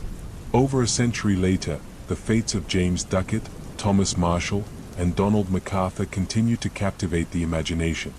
Were they victims of nature's wrath, or did something far stranger occur on that lonely island? Whatever the truth, their story stands as one of the most enduring enigmas of the sea. In this harrowing tale, we revisit the baffling disappearance of Madeleine McCann, a case that has captivated global attention and sparked endless speculation for over a decade. On May 3, 2007, 3-year-old Madeleine McCann vanished from her family's holiday apartment in Praia de Luz, a resort town in Portugal. The McCann family, parents Kate and Jerry, and their 3 children, Madeleine and her younger twin siblings, had been enjoying a week-long vacation at the Ocean Club. What began as a peaceful family trip turned into a nightmare that has yet to be resolved. The evening of Madeleine's disappearance started like any other. Around 8:30 p.m., Kate and Jerry left their children asleep in their apartment while they joined friends for dinner at a tapas restaurant within the resort complex, approximately 50 meters away. The parents took turns checking on the children every 20 to 30 minutes. At 10 p.m., when Kate went to check on the children, she found Madeleine's bed empty and the window of the bedroom open. Panic ensued. Kate alerted Jerry and their friends, screaming, "They've taken her." A frantic search began immediately, but Madeleine was nowhere to be found. The local police, the Guardia Nazionale Repubblicana, were called, but their response was criticized as slow and disorganized. The apartment and surrounding area were not sealed off, allowing contamination of potential evidence. Volunteers and resort staff joined the search, but no trace of Madeleine was found. As the hours turned into days, the case garnered international attention. Images of Madeleine, a cherubic blonde-haired, green-eyed child, were circulated worldwide. Her parents made heartfelt public appeals, and the British government offered support in the investigation. Despite the massive publicity and resources poured into the case, leads were scarce. Early on, police focused on the theory of an abduction. Witnesses reported seeing a suspicious man carrying a child near the McCann apartment around the time Madeleine disappeared. Sketches of the suspect, based on conflicting descriptions, were released but led to no significant breakthroughs. However, as the investigation dragged on without answers, the spotlight turned to Kate and Jerry McCann themselves. Portuguese authorities began to question inconsistencies in their statements and their decision to leave their children unattended. In September 2007, they were officially named as arguidos, or suspects. The media frenzy escalated, with tabloids accusing the McCanns of accidentally causing Madeline's death and covering it up. The McCanns vehemently denied any involvement, maintaining that Madeline had been abducted. They hired private investigators and launched a campaign to keep public attention on the case. In 2008, Portuguese authorities closed the investigation, citing a lack of evidence. The McCanns were cleared of any wrongdoing, but the damage to their reputation lingered. Over the years, numerous theories about Madeline's fate have emerged. Some believe she was abducted by a child trafficking ring, while others suggest she was taken by a lone predator. Reports surfaced of potential sightings in various countries, but none were substantiated. The lack of concrete evidence left room for speculation, conspiracy theories, and online sleuthing. In 2011, the British Metropolitan Police launched Operation Grange, a new inquiry into Madeline's disappearance. They re-examined evidence and pursued new leads, including a theory that Madeline may have been kidnapped during a botched burglary. Despite their efforts, the investigation yielded no definitive answers. In 2020, German authorities announced a potential breakthrough. A man named Christian Bruckner, a convicted sex offender, was identified as a suspect. Bruckner had been living near Praia da Luz at the time of Madeline's disappearance and had a history of crimes against children. However, despite this revelation, no charges have been filed, and Bruckner denies involvement. Madeline's disappearance has had a profound and enduring impact. Her case highlighted systemic flaws in international child abduction investigations and prompted changes in how missing children cases are handled across borders. Her parents established the Madeleine McCann Fund to support the search for their daughter and raise awareness about missing children worldwide. 16 years later, Madeleine McCann's fate remains unknown. Her story continues to evoke deep sympathy, debate, and frustration. Was she the victim of an opportunistic abductor, a calculated trafficking operation, or something else entirely? The truth remains elusive, leaving her family and the world to grapple with one of the most heartbreaking mysteries of our time. In this unsettling tale, we recount the mysterious disappearance of Brandon Swanson, a young man who vanished during a late-night phone call, leaving behind a trail of baffling clues but no answers. On the night of May 14, 2008, 19-year-old Brandon Swanson, a student at Minnesota West Community and Technical College, was celebrating the end of the school year with friends in Canby, Minnesota. After a night of socializing, Brandon decided to drive home to Marshall, a journey of roughly 30 miles. However, he never made it. At around 1:15 a.m., Brandon accidentally drove his car into a ditch along a rural gravel road. Unharmed but unable to free his car, he called his parents, Brian and Annette Swanson, to ask for help. He told them he believed he was near Lind, a small town about 10 minutes from their home. His parents immediately set out to pick him up. Brandon stayed on the phone with his father, guiding him toward what he believed was his location. However, when Brian arrived, there was no sign of Brandon or his car. Both father and son grew frustrated as they tried to figure out where Brandon was. Brandon decided to walk toward the lights of a nearby town, which he could see in the distance, while his parents followed in their car along nearby roads. At 2 a.m., still on the phone with his father, Brandon suddenly exclaimed, "Oh, shit," before the call abruptly ended. Panicked, Brian and Annette called Brandon back repeatedly, but he didn't answer. They drove around the area for hours, honking their horn and calling out his name, but there was no sign of him. At sunrise, they contacted the authorities, and a search began. Brandon's car was quickly located, but it was 25 miles away from where he had told his parents he thought he was. The car was near the town of Taunton, not Lind, suggesting he had become disoriented while driving. The area was remote, with little more than farmland and open fields. Investigators found no evidence of foul play at the scene, and the car appeared undamaged. Search teams, including police, volunteers, and search dogs, combed the area where Brandon's car was found. Dogs followed his scent to the edge of the Yellow Medicine River, a shallow but fast-moving body of water. Some believed Brandon may have fallen into the river and drowned, but no trace of him was ever found in the water or on its banks. One of the most perplexing aspects of the case is the lack of physical evidence.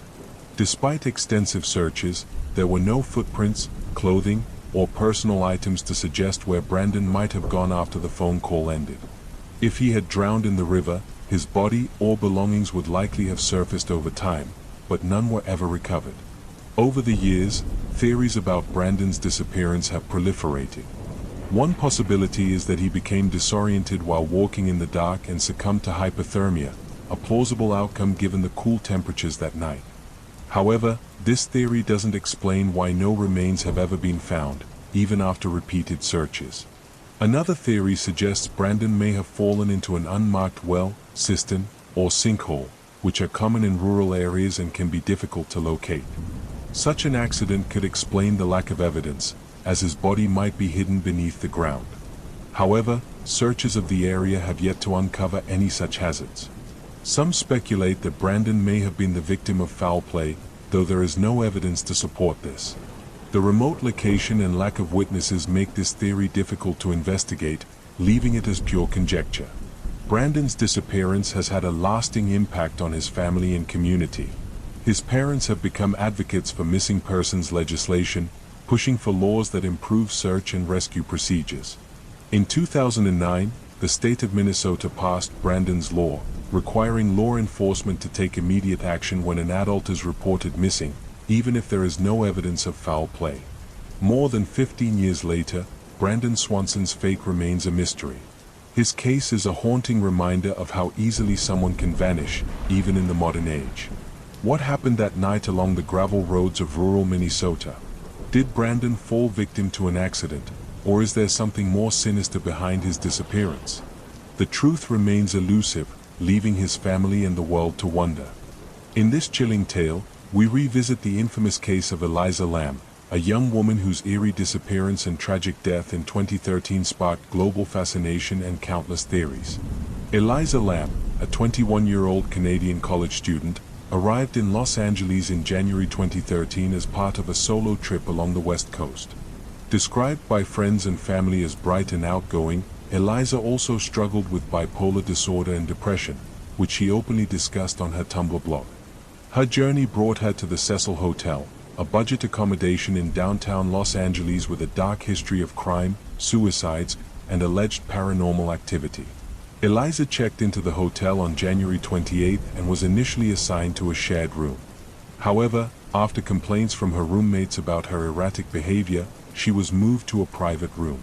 Over the next few days, she continued to explore the city, frequently updating her social media accounts. On January 31st, Eliza was scheduled to check out of the hotel and travel to Santa Cruz. When her parents didn't hear from her, they grew concerned and reported her missing. Police searched the hotel but found no trace of Eliza. Her disappearance baffled investigators, and the case took a darker turn when hotel staff and guests reported strange occurrences, including water pressure issues and foul-tasting water. 2 weeks later, on February 19th, Eliza's body was discovered in one of the hotel's rooftop water tanks. A maintenance worker, investigating complaints about water pressure, found her floating lifeless in the tank, naked and partially decomposed. Her clothes and personal items were found at the bottom of the tank, but the circumstances of her death raised more questions than answers. The hotel's security footage added an eerie dimension to the case. The last known video of Eliza, taken on January 31st, shows her in the hotel elevator behaving erratically. She presses multiple buttons, peers cautiously out of the elevator, steps back in, and gestures as if speaking to someone unseen. Her movements are disjointed and unsettling, sparking widespread speculation about what might have been happening. The autopsy report ruled Eliza's death as accidental, citing drowning as the cause. The report also noted that her bipolar disorder may have contributed to her behavior. However, toxicology tests showed no signs of illegal drugs or alcohol, though traces of her prescribed medications were present, suggesting she may not have been taking them as directed. The rooftop itself posed another mystery. Access to the water tanks required navigating through locked doors and an alarmed stairway, which would have alerted hotel staff if Eliza had attempted to enter. The tanks were also difficult to climb into, making it unclear how Eliza managed to access them alone. Theories about Eliza's death range from tragic accident to foul play to paranormal intervention.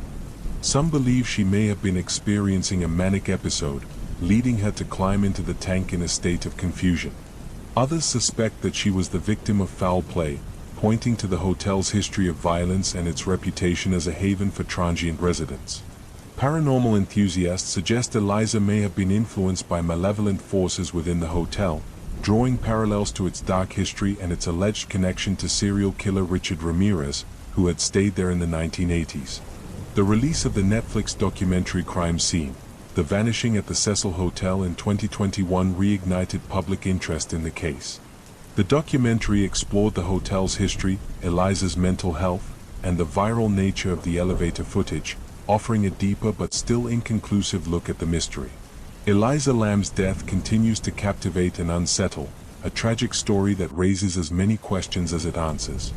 Was she a victim of her own mind, or was there something more sinister at play? The case serves as a haunting reminder of the thin line between reality and the unknown, leaving behind a legacy that continues to spark debate and fascination. In this haunting tale, we explore the mysterious disappearance of Tara Calico, a bright young woman whose case has puzzled investigators and sparked disturbing theories for over 3 decades. On the morning of September 20, 1988, 19-year-old Tara Calico left her home in Belen, New Mexico, to go on her daily bike ride. An active and outgoing college student, Tara was known for her routine, often riding along Highway 47 with her Walkman in hand. That morning, she told her mother, Patty Dull, to come looking for her if she wasn't back by noon. Tara never returned. When Patty went to search for her daughter, she found no sign of Tara or her pink Huffy bike. The only clue was a broken piece of Tara's Walkman lying along the side of the road. Further down the highway, tire marks and another piece of her Walkman were discovered, suggesting a struggle might have occurred. Authorities suspected foul play and launched a search, but no significant leads emerged. Months turned into years, and Tara's disappearance became a cold case. Then, in June 1989, a chilling photograph was discovered in a convenience store parking lot in Port St. Joe, Florida, nearly 1,500 miles away from where Tara disappeared. The Polaroid showed a young woman and a boy, both bound and gagged, lying in the back of what appeared to be a van. The woman bore a striking resemblance to Tara, and the boy's identity remains unknown to this day. The photograph sparked national attention and renewed interest in Tara's case. Experts analyzed the image and determined that the woman could indeed be Tara based on her physical features and a scar on her leg that matched one Tara had from a previous injury. The boy, however, remained unidentified, and no missing persons reports from the area matched his description. Despite the photo's discovery, investigators were unable to track down the van or confirm the identities of the people in the image. The man who found the photograph claimed he had seen the van in the parking lot, driven by a man with a mustache, but the lead went cold. Over the years, several theories have emerged about Tara's fate. One of the most prominent theories involves local boys who may have accidentally hit Tara with their truck while she was biking. According to this theory, they panicked and decided to cover up the accident, disposing of her body. This explanation is bolstered by rumors that the boys' families had ties to local law enforcement, potentially leading to a cover-up. However, no evidence has ever substantiated these claims. The photograph added a darker dimension to the case, fueling speculation that Tara had been abducted and trafficked. Some believe she was taken across state lines and held captive, possibly for years. Others theorize that the photo was staged and unrelated to Tara, further muddying the waters of an already complex mystery. In 2008, on the 20th anniversary of Tara's disappearance, Sheriff Rene Rivera of Valencia County made a controversial statement. He claimed he knew what had happened to Tara and that 2 local boys had indeed struck her with their vehicle. According to Rivera, they disposed of her body with the help of their families. However, Rivera refused to release names or evidence, citing a lack of concrete proof to make an arrest. His statement caused outrage among Tara's family and the public, but it brought no closer resolution. Tara's case remains unsolved, and her family continues to seek answers. Over the years, they have advocated for more advanced forensic techniques and public awareness to bring Tara home. In 2020, the FBI announced a $20,000 reward for information leading to her whereabouts, reigniting hope that her case might one day be solved. The disappearance of Tara Calico is a chilling reminder of how someone can vanish without a trace, leaving behind a legacy of unanswered questions and theories.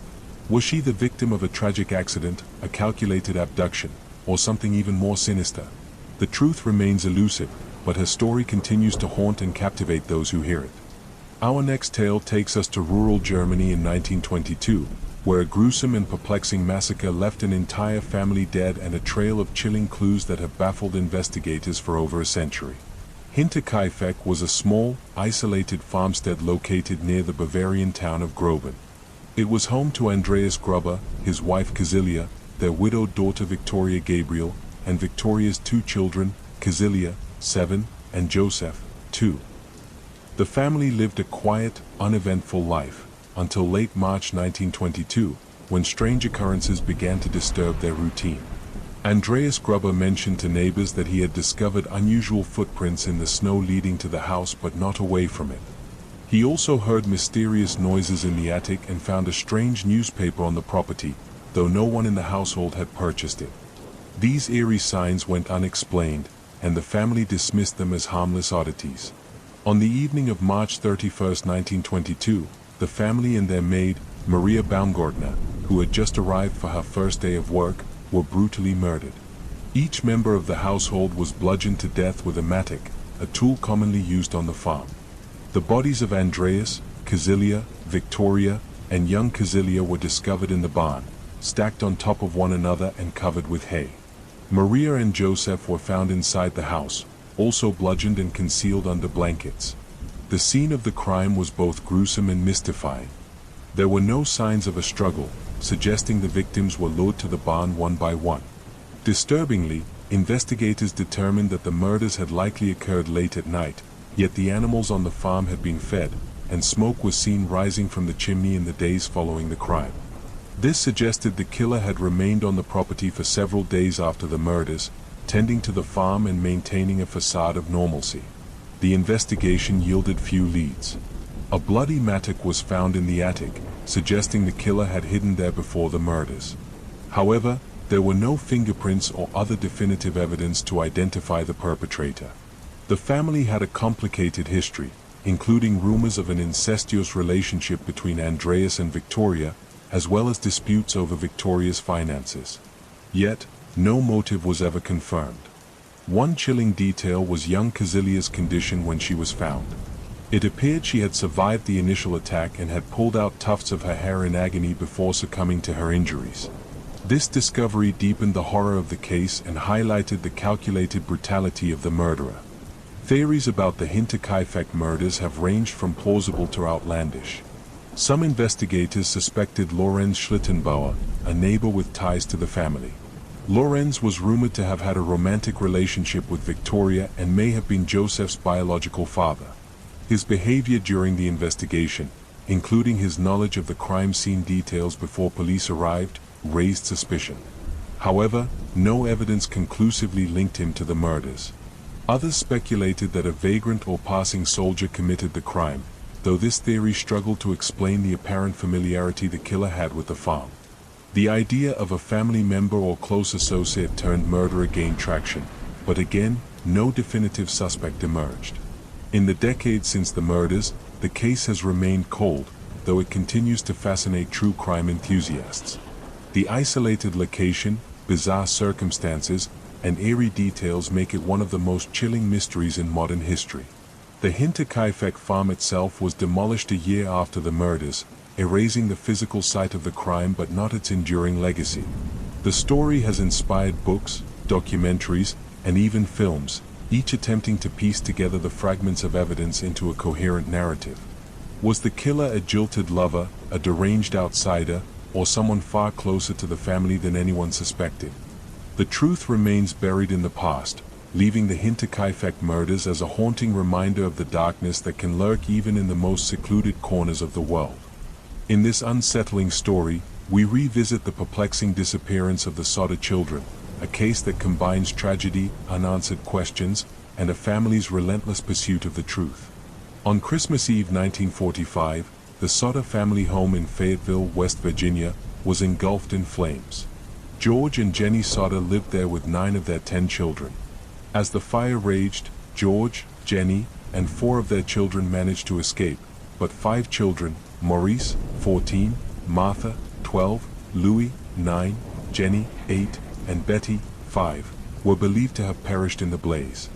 However, the events surrounding the fire and its aftermath led to one of the most enduring mysteries in American history. The fire began around 1 a.m. Jenny, who had stayed up late, heard a strange noise on the roof, like something hitting it. Shortly afterward, she noticed smoke pouring into the house. George tried to save his trapped children, but his efforts were thwarted. The ladder that was always propped against the house was missing, his trucks failed to start despite working earlier that day, and the phone lines had been cut. The fire burned the house to the ground in less than an hour. Authorities quickly attributed the tragedy to faulty wiring and declared the 5 children dead. However, a search of the ashes revealed no human remains. The fire chief claimed the blaze had burned so hot that it completely cremated the children's bodies, an assertion that fire experts later disputed. Even at extreme temperatures, bones should have remained. The Soddists began to suspect foul play. They recalled a series of strange incidents in the months leading up to the fire. A man had visited George, seeking work, and commented that the house's wiring would cause a fire someday. George, who had recently had the house rewired, dismissed the comment. Another visitor, angered by George's outspoken criticism of Italian dictator Benito Mussolini, warned that his family would face repercussions. The Soddists also received anonymous phone calls threatening their family. In the years following the fire, the Soddists collected a series of clues that deepened the mystery. A bus driver passing through Fayetteville on Christmas Eve claimed to have seen people throwing balls of fire onto the Sodder property, which Jenny believed explained the strange noise she had heard before the fire started. A family member later found a small, hard object in the yard that resembled a hand grenade or an incendiary device. Sightings of the missing children were reported in the months and years after the fire. One woman claimed to have seen them in a car as the fire was burning. Another witness reported seeing them at a hotel in Charleston, West Virginia, accompanied by 2 men and 2 women of Italian descent. The children appeared to be under duress and spoke little. The Soddists were convinced their children had been kidnapped and set out on a decades-long quest for answers. They hired private investigators and even wrote to the FBI, which declined to take on the case, citing jurisdictional issues. In 1949, they arranged for an excavation of the site, but no human remains were found. One of the most haunting developments came in 1968, when Jenny received a photograph in the mail. The photo depicted a young man who bore a striking resemblance to Louis, one of the missing children, with a note on the back that read, "Louis Sodder. I love brother Frankie. Ill boys. A 90132 or 35. Despite hiring a private investigator to track the origins of the photo, the family never uncovered its source. Desperate to keep the case in the public eye, the Soddists erected a billboard along Route 16 with photos of the missing children and an appeal for information. The sign became a local landmark and a symbol of their relentless hope. George Sodder died in 1969, and Jenny passed away in 1989, never knowing the truth about their children's fate. The remaining Sodder siblings have continued to seek answers, but the case remains unsolved. The disappearance of the Sodder children is a chilling reminder of how easily tragedy can turn into mystery. Were the children victims of a terrible accident, or were they abducted in a sinister plot? The lack of definitive answers leaves the case shrouded in uncertainty, haunting both the family and those who continue to explore its many twists and turns. In this strange and unnerving tale, we dive into the mysterious case of the Oakville Blobs, an event that left a small town questioning whether they were the victims of a freak weather phenomenon, biological warfare, or something out of science fiction.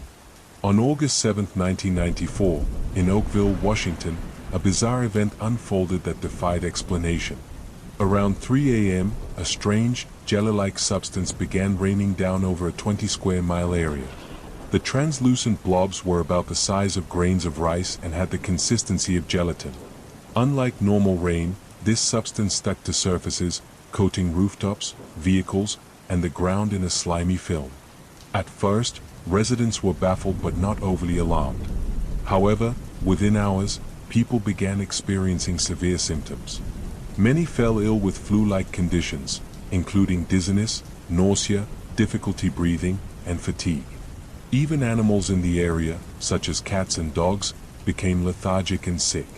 Local resident Dottie Hearn was one of the first to report symptoms, describing a sudden wave of dizziness and blurred vision. She was taken to the hospital, where doctors were unable to determine the cause of her condition. The phenomenon recurred 6 times over the next 3 weeks, each time bringing more of the mysterious blobs and worsening symptoms. Concerned residents began to speculate about the source of the substance, and samples were sent to a lab for testing. What scientists found only deepened the mystery. Analysis revealed that the blobs contained human white blood cells but no discernible nucleus, a finding that puzzled biologists. The substance also appeared to host 2 types of bacteria, one of which is typically found in the human digestive system. These anomalies led to wild theories about the blob's origin. One of the most popular theories suggests that the blobs were the result of military testing or biological warfare. Oakville is located near several military installations, and some residents recalled seeing unmarked aircraft flying in the area before the rain began. They speculated that the military might have been testing a biological agent, intentionally or otherwise. However, the U.S. military denied any involvement, leaving the theory unconfirmed. Another theory proposed that the blobs were the result of jellyfish debris scattered into the atmosphere during military bombing exercises over the Pacific Ocean. According to this hypothesis, the explosions may have vaporized jellyfish, which then mixed with rain clouds and fell over Oakville. While imaginative, this theory lacks scientific support. Others have suggested a more mundane but equally puzzling explanation. The blobs might have been the byproduct of industrial waste or environmental pollution. However, no factories or facilities in the area reported any incidents that could explain the phenomenon. For some, the event took on a more supernatural tone.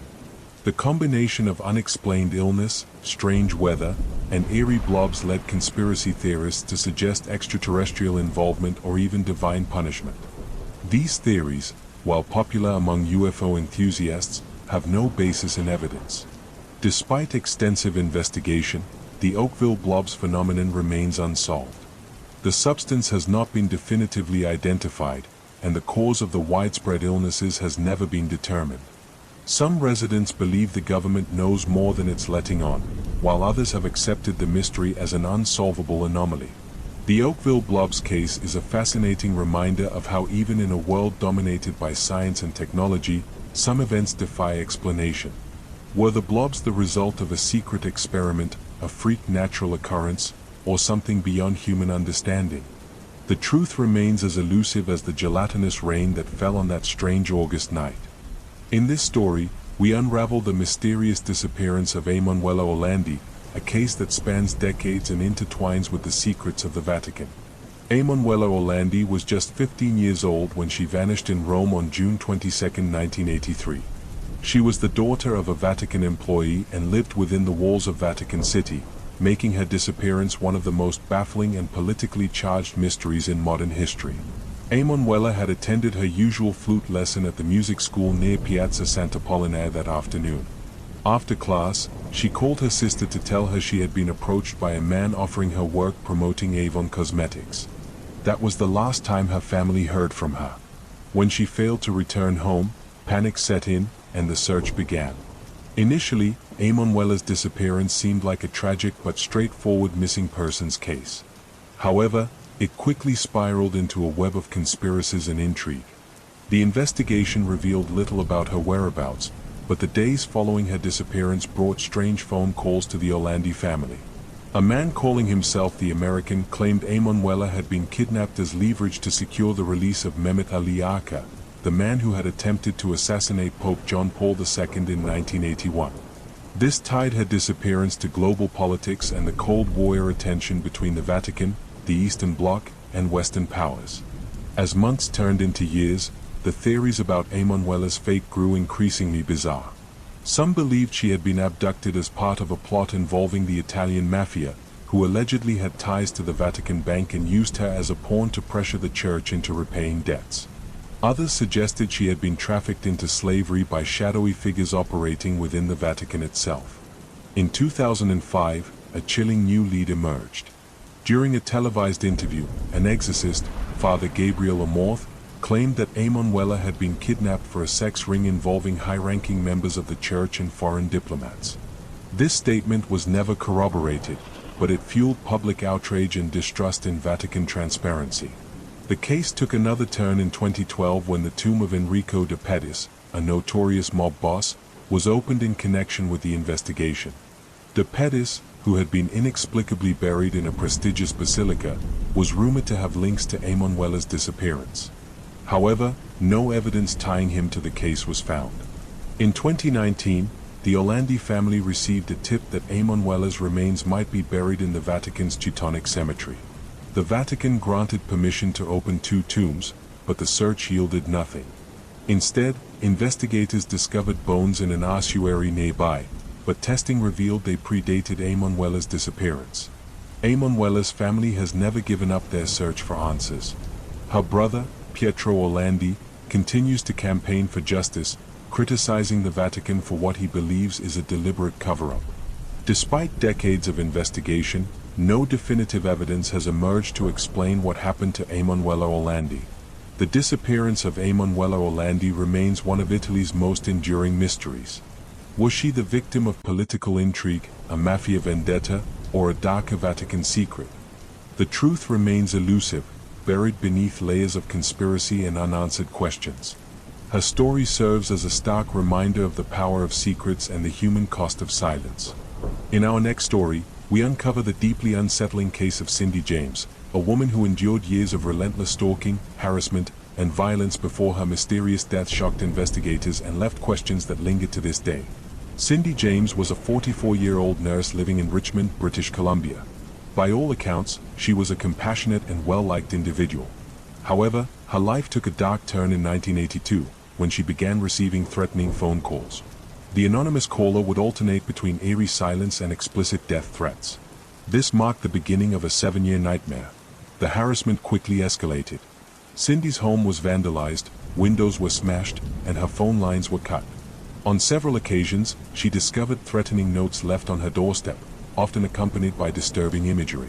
Despite her growing fear, Cindy reported the incidents to the police, who launched an investigation but found no leads. The attacks became more violent over time. Cindy was physically assaulted on multiple occasions. Once, she was discovered unconscious in her garage, with a nylon stocking tied tightly around her neck. Cindy claimed that she had been attacked from behind but could not identify her assailant. Another time, she was found in a ditch, her hands and feet bound, suffering from severe hypothermia. She told police she had been abducted but could provide few details about her attacker. Frustratingly, the police began to suspect Cindy herself was staging the incidents. Their theory was that she was suffering from a psychological condition and orchestrating the attacks for attention. Cindy's family and friends, however, strongly disagreed, pointing to the severity and complexity of the assaults as evidence that she was genuinely in danger. Cindy's private investigator, Ozzy Caban, also believed she was being targeted. He noted that her phone lines were often cut before an attack and that her injuries were too severe to be self-inflicted. Caban installed surveillance equipment in Cindy's home, but despite numerous incidents, the cameras never captured any conclusive evidence of an intruder. In May 1989, Cindy's torment came to a tragic end. On May 25th, she disappeared after visiting a shopping mall.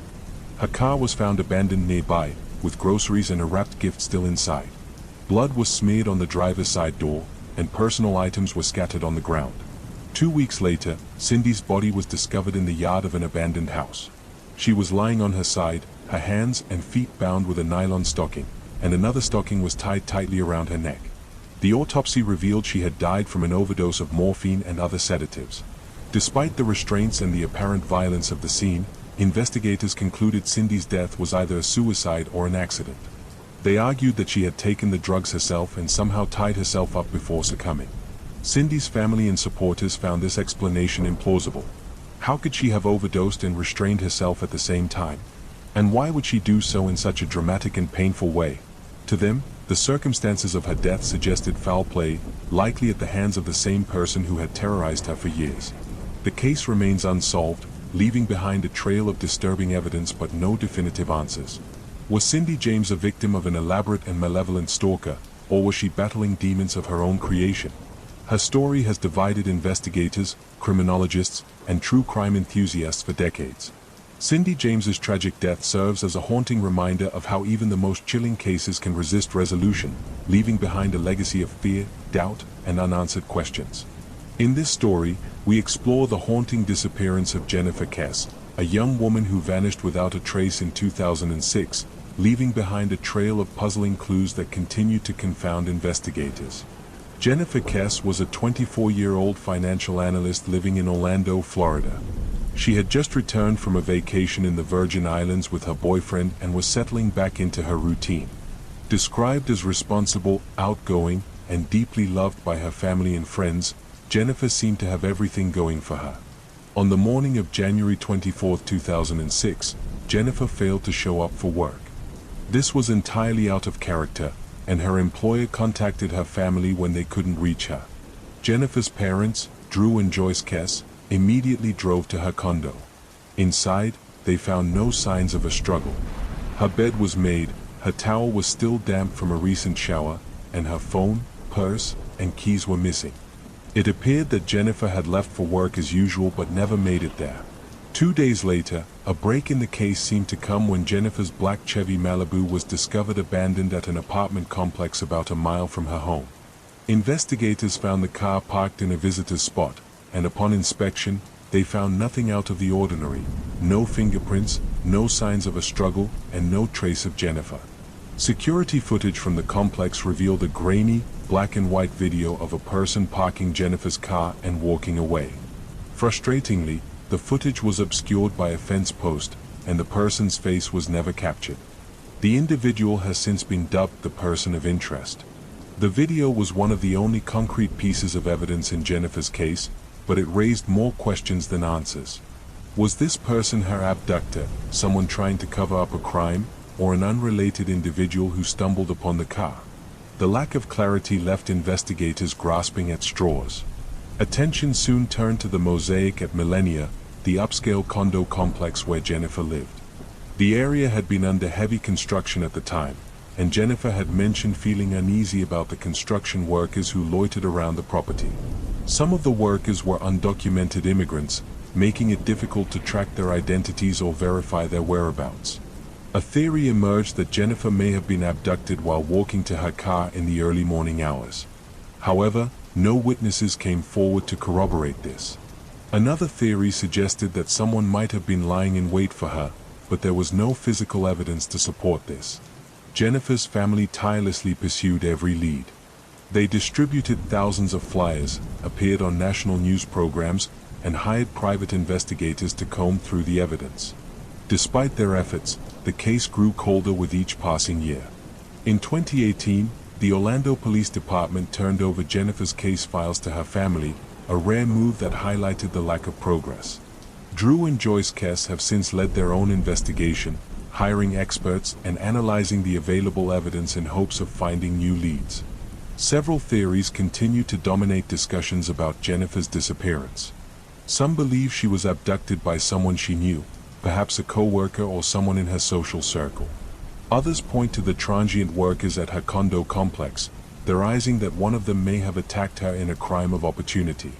There are even those who believe Jennifer may have been the victim of human trafficking, though no evidence has emerged to support this. Jennifer Kess's case remains one of the most confounding missing persons cases in recent history.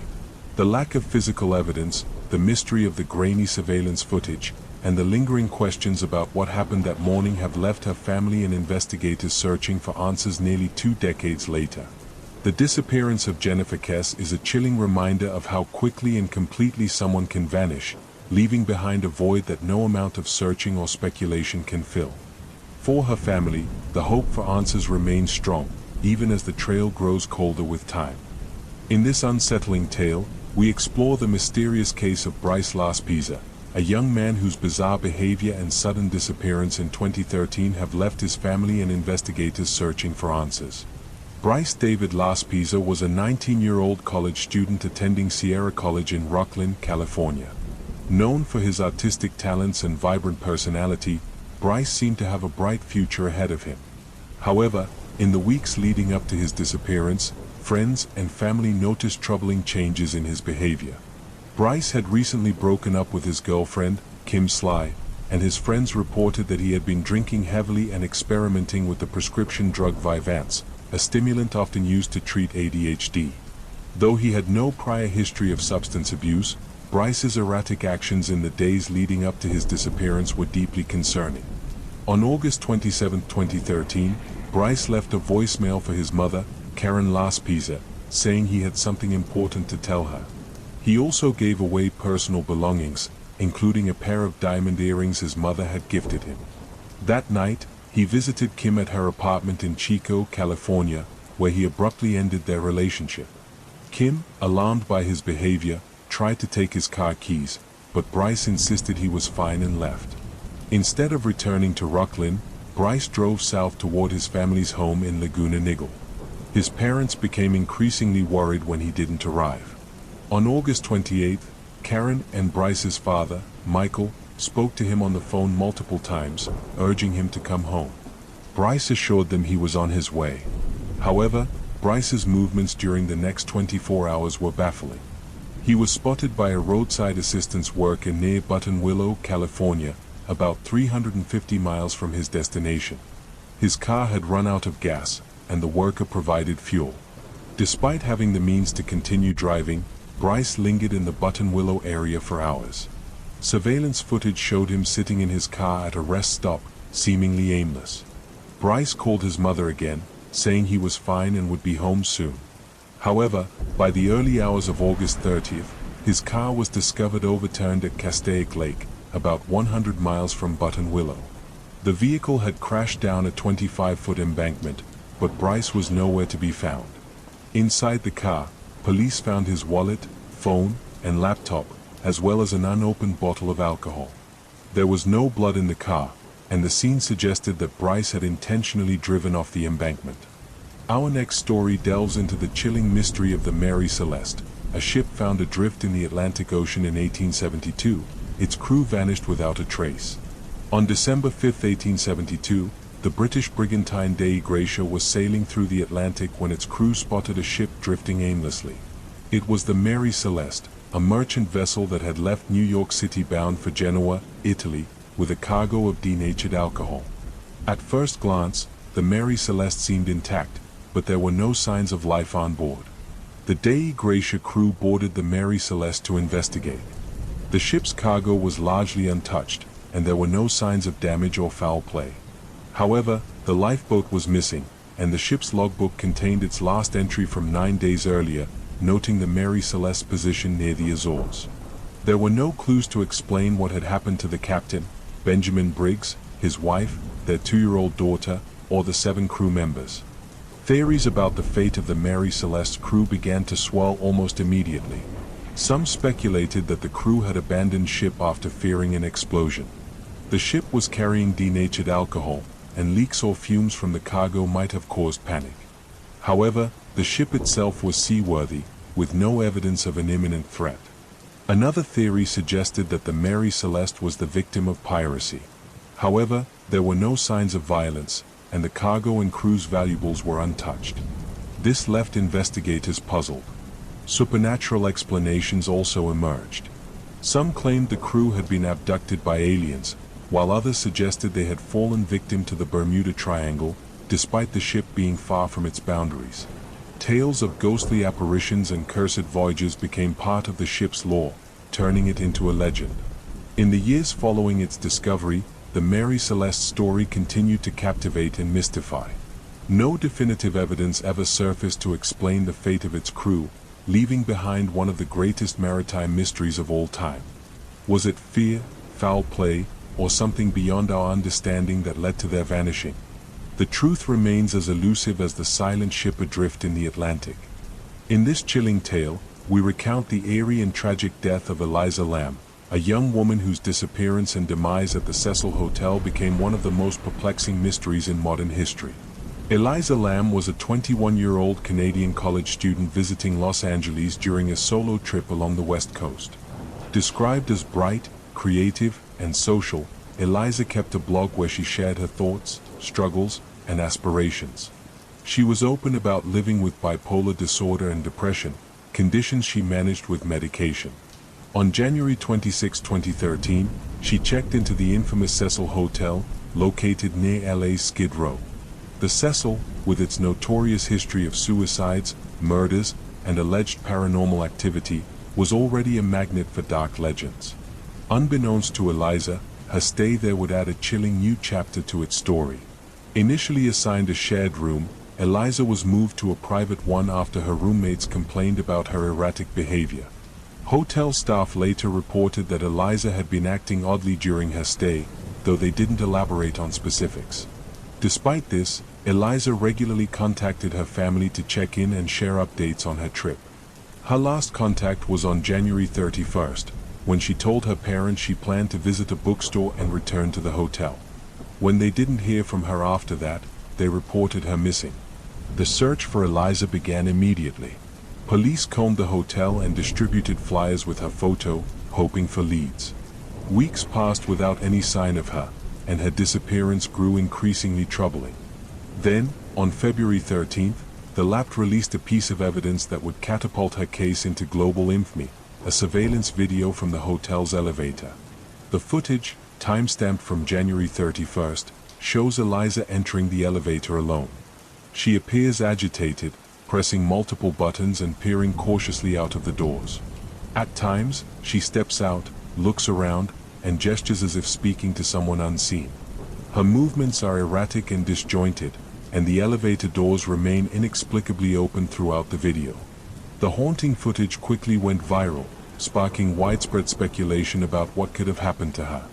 On February 19th, after weeks of searching, the mystery took a gruesome turn. Guests at the hotel had complained about low water pressure and a foul taste in the tap water. A maintenance worker climbed to the rooftop to inspect the water tanks and made a horrifying discovery. Eliza's body was floating in one of the tanks, naked and partially decomposed. Her clothes and belongings were found at the bottom of the tank. The lid, heavy and difficult to move, was closed, leaving investigators baffled as to how Eliza had ended up inside. The autopsy report ruled Eliza's death an accidental drowning. There were no signs of trauma or foul play. Toxicology tests detected traces of her prescription medications, but not at the levels expected if she had been taking them as prescribed. The report suggested that a possible manic episode could have contributed to her actions, but this explanation raised more questions than it answered. How had Eliza accessed the rooftop, which required navigating locked doors and an alarmed staircase? Why was her behavior in the elevator so erratic, and why had she pressed all those buttons? Most importantly, how had she managed to climb into the water tank, given its height and the difficulty of opening the lid? The lack of conclusive answers left room for endless theories. Some believe Eliza's death was a tragic accident, the result of a mental health crisis that led her to the rooftop. Her erratic behavior in the elevator could align with the disorientation and paranoia often associated with untreated bipolar episodes. Others, however, point to the Cecil Hotel's dark history and its proximity to Skid Row as evidence that foul play could have been involved. Was Eliza lured to the rooftop by someone with access to the hotel's restricted areas? Did she encounter a threat that forced her to flee and ultimately led to her drowning? The video footage added a supernatural element to the theories. Paranormal enthusiasts suggested that Eliza was interacting with an unseen entity, perhaps one tied to the hotel's dark past. The fact that the Cecil Hotel was rumored to be cursed, with numerous suicides and violent deaths on its premises, only fueled this speculation. Some even connected her case to the elevator game, a supposed ritual that claims to summon spirits. The discovery of Eliza's body and the circumstances surrounding her death have captivated public imagination for years. Her case has inspired books, podcasts, and documentaries, including the 2021 Netflix series Crime Scene: The Vanishing at the Cecil Hotel. While the series shed light on the investigation and the hotel's troubled history, it ultimately offered no definitive answers. Eliza's tragic death serves as a stark reminder of the challenges faced by those living with mental illness and the importance of understanding and support. It also underscores how even in an age of advanced technology and widespread surveillance, some mysteries remain unsolved. Was Eliza's death a heartbreaking accident, the result of foul play, or something more sinister? The answers may forever lie hidden in the dark corridors of the Cecil Hotel, leaving behind a story that continues to haunt all who hear it. On a quiet Christmas Eve in 1945, the Sutter family home in Fayetteville, West Virginia, was alive with holiday cheer. George and Jenny Soder lived with 9 of their 10 children in a 2-story timber house.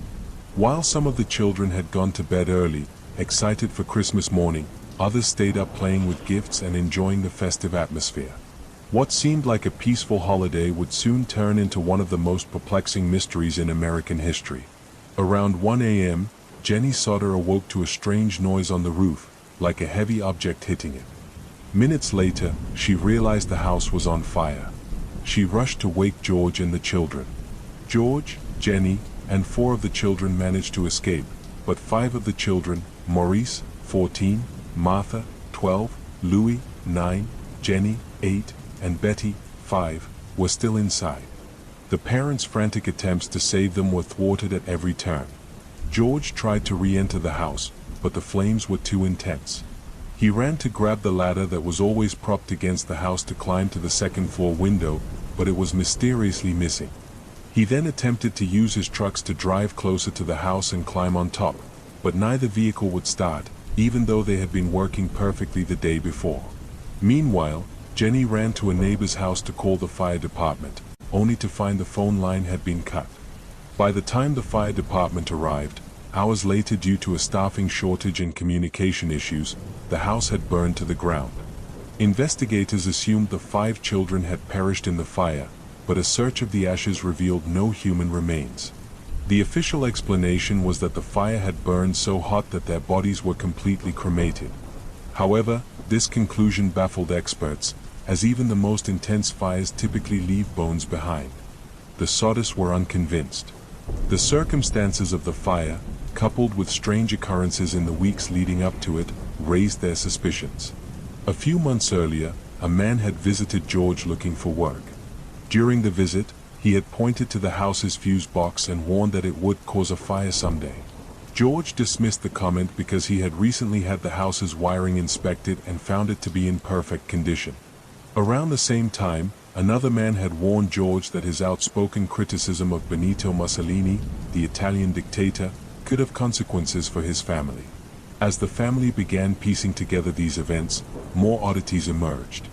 Jenny recalled hearing a strange noise on the roof before the fire and later found a small, hard object in the yard that resembled a pineapple bomb, a type of incendiary device. A bus driver passing through town that night reported seeing people throwing balls of fire at the house. These accounts deepened the Soders' belief that the fire had been deliberately set. Adding to their suspicions, witnesses came forward claiming to have seen the children alive after the fire. One woman said she saw them in a passing car while the house was burning. Another claimed to have seen them at a hotel in Charleston, West Virginia, with 2 adults of Italian descent. The children appeared scared and unwilling to speak. These sightings were never verified, but they fueled the Soders' growing conviction that their children had been kidnapped. Determined to find answers, George and Jenny hired private investigators and placed a billboard near their home displaying photos of the missing children and offering a reward for information. The billboard became a local landmark and a symbol of their relentless search for the truth.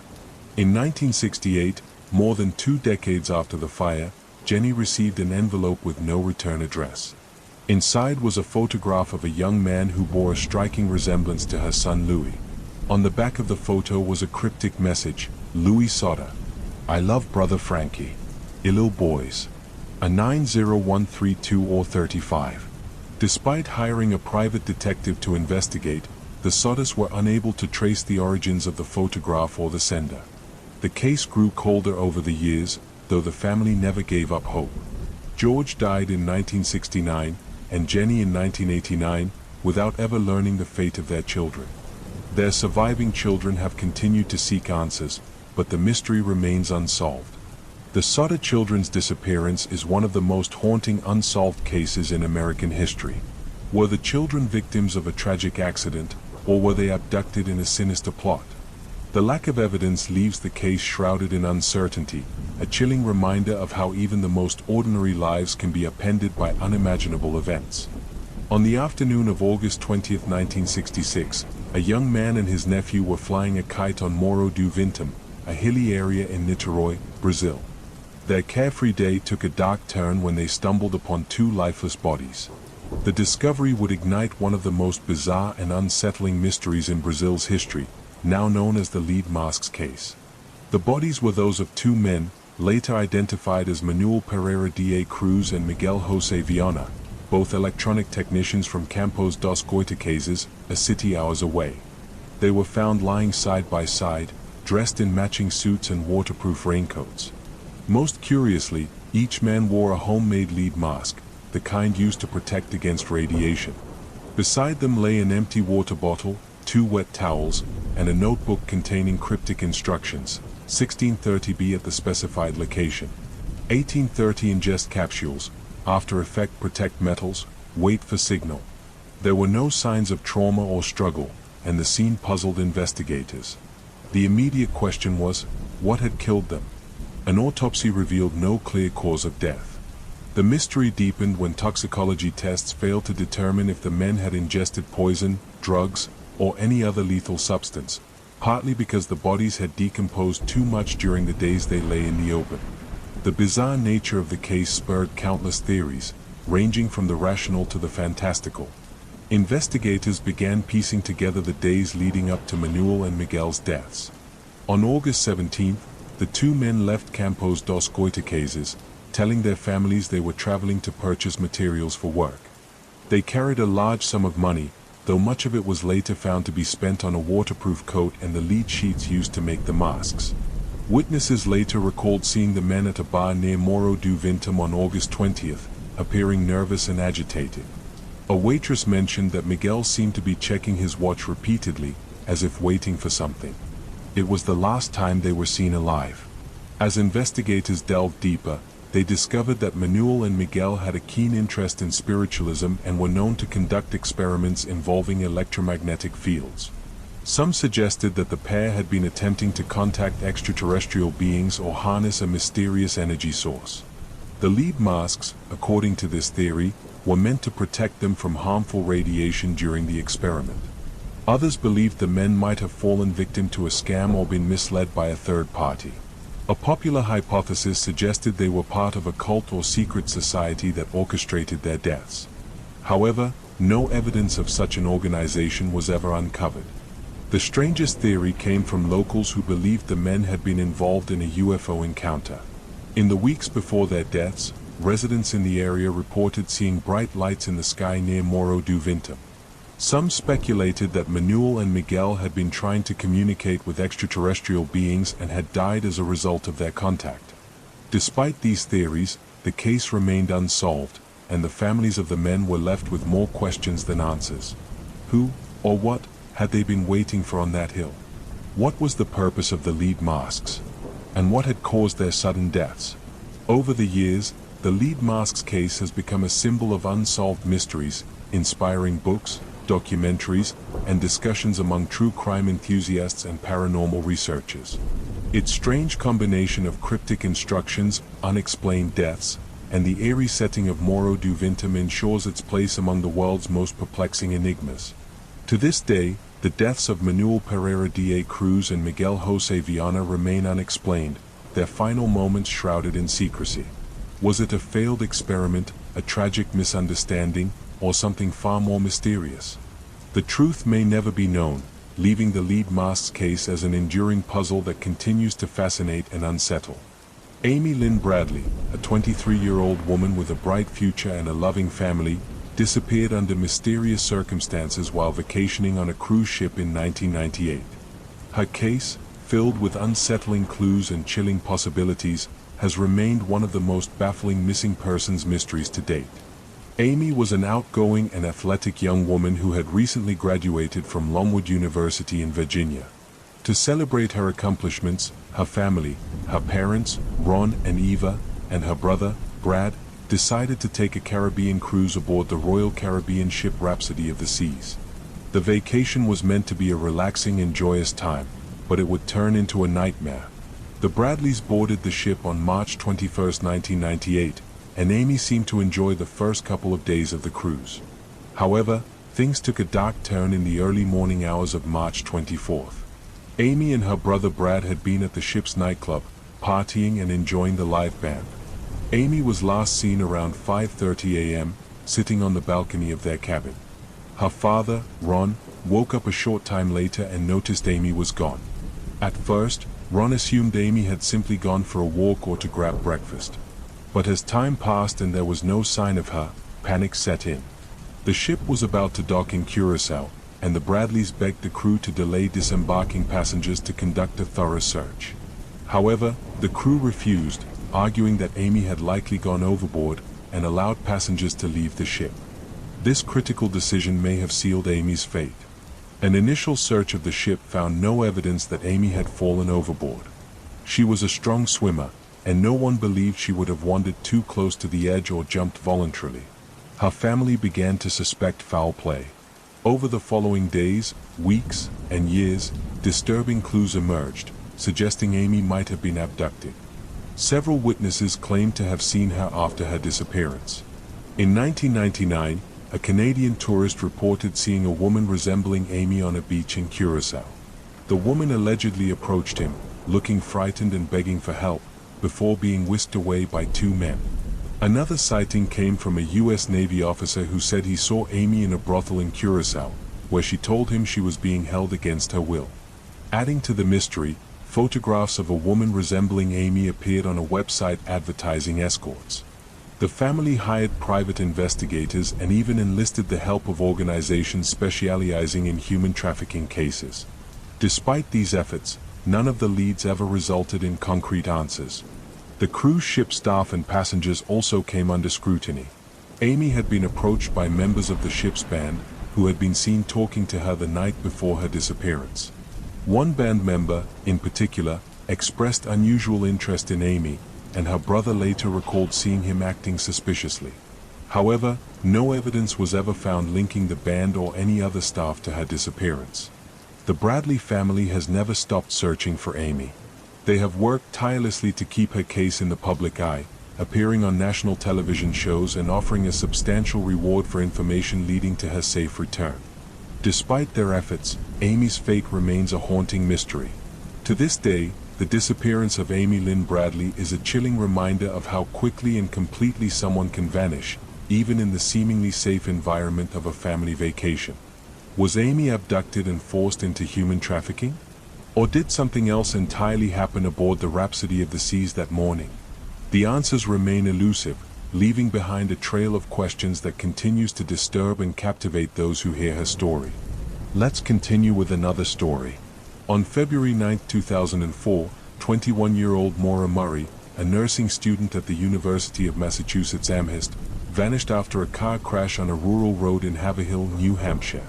Her disappearance has since become one of the most perplexing and widely debated missing persons cases in modern history, spawning countless theories but no definitive answers. Maura was a bright and athletic young woman with a promising future. However, her life in the weeks leading up to her disappearance was fraught with personal struggles. She had recently been involved in a car accident that caused significant damage to her father's vehicle, and there were hints of trouble in her relationship with her boyfriend, Billy Roche. Despite this, no one in Maura's life could have predicted the events that unfolded. On the morning of February 9th, Maura emailed her professors and employer, informing them of a fabricated family emergency that would require her to leave campus for a few days. She packed her belongings, including personal items and school books, and withdrew $280 from an ATM. Maura also purchased alcohol, including a box of wine and several bottles of liquor. She then set off in her black satin sedan, heading north into New Hampshire. At around 7:30 p.m., Maura's car skidded off Route 112 and crashed into a snowbank near the small town of Haverhill. A nearby resident, a school bus driver named Butch Atwood, noticed the crash and offered to help. Maura declined, saying she had already called for roadside assistance, though phone records later revealed she had made no such call. Atwood, concerned for her safety, returned home and contacted the police. By the time authorities arrived about 10 minutes later, Maura was gone. The scene left behind was puzzling.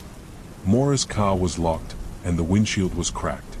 Inside, police found her packed belongings, the alcohol she had purchased, and an empty soda bottle that smelled of alcohol. Her cell phone and credit cards were missing, but there had been no activity on them since the crash.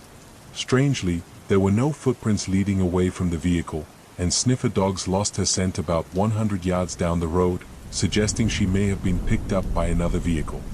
The initial search for Maura focused on the surrounding woods and nearby towns, but no trace of her was found. As days turned into weeks, her disappearance became a national story, drawing the attention of amateur sleuths, true crime enthusiasts, and media outlets. Yet, despite the widespread interest, the case remained stagnant. Theories about Maura's disappearance range from the plausible to the bizarre. One of the most commonly proposed scenarios is that Maura, overwhelmed by her personal problems, intentionally vanished to start a new life. However, her family and friends strongly dispute this, arguing that Maura would never have abandoned her loved ones without a word. Another theory suggests Maura may have been the victim of foul play. The remote location of the crash, combined with the brief window of time between her disappearance and the arrival of the police, has led some to believe that Maura was abducted. However, no evidence of a struggle or a perpetrator has ever surfaced. Some have speculated that Maura succumbed to the elements after wandering into the woods in a disoriented or intoxicated state. However, extensive searches of the area have yielded no signs of her remains, making this theory less likely as time goes on. The case has also attracted more outlandish theories, including suggestions of Maura being involved in a conspiracy or encountering a serial killer. While intriguing, these ideas lack evidence and remain in the realm of speculation. Maura's disappearance has had a profound impact on her family, particularly her father, Fred Murray, who has tirelessly pursued answers. Over the years, Fred has criticized law enforcement for what he perceives as mismanagement of the case and has conducted his own searches and investigations. Despite his efforts, the mystery remains unsolved. In 2017, the case was reopened, and new investigators were assigned to review the evidence. While the renewed attention brought hope, it has yet to uncover any significant breakthroughs. Maura's disappearance continues to captivate the public, with online forums, podcasts, and documentaries dedicated to unraveling the truth. The story of Maura Murray is a haunting reminder of how quickly a person can vanish and how the lack of closure can leave a void for those left behind. Was she a victim of circumstance, a calculated disappearance, or something far darker? Nearly 2 decades later, the mystery endures, leaving behind a trail of questions that may never be answered. On the night of March 31, 2006, 27-year-old Brian Schaffer, a medical student at Ohio State University, went out with friends to celebrate the start of spring break. What began as a carefree evening of drinks and laughter turned into one of the most perplexing missing persons cases in modern history. To this day, Brian's disappearance remains an enigma that has baffled investigators and armchair detectives alike. Brian was described as intelligent, charismatic, and ambitious, with dreams of becoming a doctor. He was close to his family, particularly his father, Randy, who had recently lost his wife, Brian's mother, to cancer. Despite the tragedy, Brian appeared to be handling the loss well and was looking forward to a planned trip to Miami with his girlfriend, Alexis Wagner, just days after his disappearance. On that fateful Friday night, Brian joined his friend Clint Florence for a night out in Columbus, Ohio. They started at the Ugly Tuna Se Leona, a popular bar near Ohio State's campus. Over the course of the evening, they visited several other bars in the area, drinking and socializing before returning to the Ugly Tuna around 1:15 a.m. Surveillance footage captured Brian, Clint, and another friend, Meredith Reed, riding the escalator up to the bar's entrance. The footage also showed Brian chatting briefly with 2 women near the top of the escalator. He appeared to say goodbye before walking back toward the bar. This was the last confirmed sighting of Brian. When the bar closed at 2 a.m., patrons began filtering out. Clint and Meredith waited outside for Brian, but he never appeared. Assuming he had gone home or left with someone else, they didn't think much of it at the time. However, when Brian failed to show up for his flight to Miami 2 days later, his family became alarmed. They reported him missing, and an investigation was launched. The initial search focused on the Ugly Tuna Se Leona and its surrounding areas. Investigators reviewed the bar's security footage and were stunned to find no evidence of Brian leaving. Every exit from the bar was covered by cameras, yet Brian seemed to have vanished without a trace. This led to the chilling question: How could someone disappear from a crowded bar without being seen? Police expanded their search, checking nearby dumpsters, alleyways, and construction sites. Divers scoured the Olentangy River, and flyers with Brian's photo were distributed throughout Columbus. Despite these efforts, no trace of him was found. Brian's phone, credit cards, and bank accounts showed no activity, and no witnesses came forward with information about his whereabouts. As the investigation progressed, theories about Brian's disappearance began to emerge. One of the most plausible scenarios was that he had left the bar through an exit not covered by cameras, possibly one leading to a construction site nearby. Some speculated that he could have fallen or been injured in the area, but no evidence supported this theory. Another possibility was that Brian had chosen to disappear intentionally. Friends and family were divided on this idea. While some pointed to his grief over his mother's death as a potential motivator, others argued that Brian was excited about his future and deeply in love with Alexis, making it unlikely that he would abandon his life. Foul play was also considered. Could Brian have been the victim of a robbery or an abduction? The area around the ugly Tuna Luona was known for occasional crime, but again, there was no evidence to suggest this had occurred. Suspicion even fell on Clint, the friend who had been with Brian that night. Clint refused to take a polygraph test, raising eyebrows among both police and the public. However, there was no concrete evidence linking him to Brian's disappearance, and he maintained his innocence. Over the years, the case has generated numerous leads, including alleged sightings of Brian in various locations, but none have been substantiated. In 2019, police received a tip about human remains found in a creek near Columbus, but DNA testing confirmed they were not Brian's. Brian's father, Randy, remained steadfast in his search for answers until his tragic death in 2008, when he was struck by a falling tree.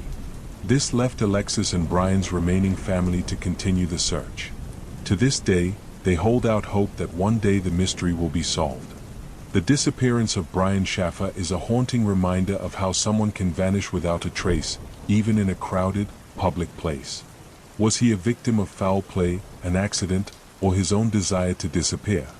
Nearly 2 decades later, his case remains a chilling enigma that continues to confound investigators and captivate the public. On September 8, 2017, 19-year-old Kanika Jenkins attended a party with friends at the Crown Plaza Hotel in Rosemont, Illinois, a suburb of Chicago. The night was meant to be a celebration, but it ended in tragedy when Kanika's body was discovered in a hotel freezer the following day. Her death, filled with strange details and unanswered questions, has left her family, investigators, and the public searching for the truth. Kanika was described as a bright, outgoing young woman with a close-knit group of friends and a promising future ahead. That evening, she and her friends arrived at the hotel around 11:30 p.m. to attend a party in one of the guest rooms. The party was lively, with loud music, alcohol, and social media posts documenting the festivities.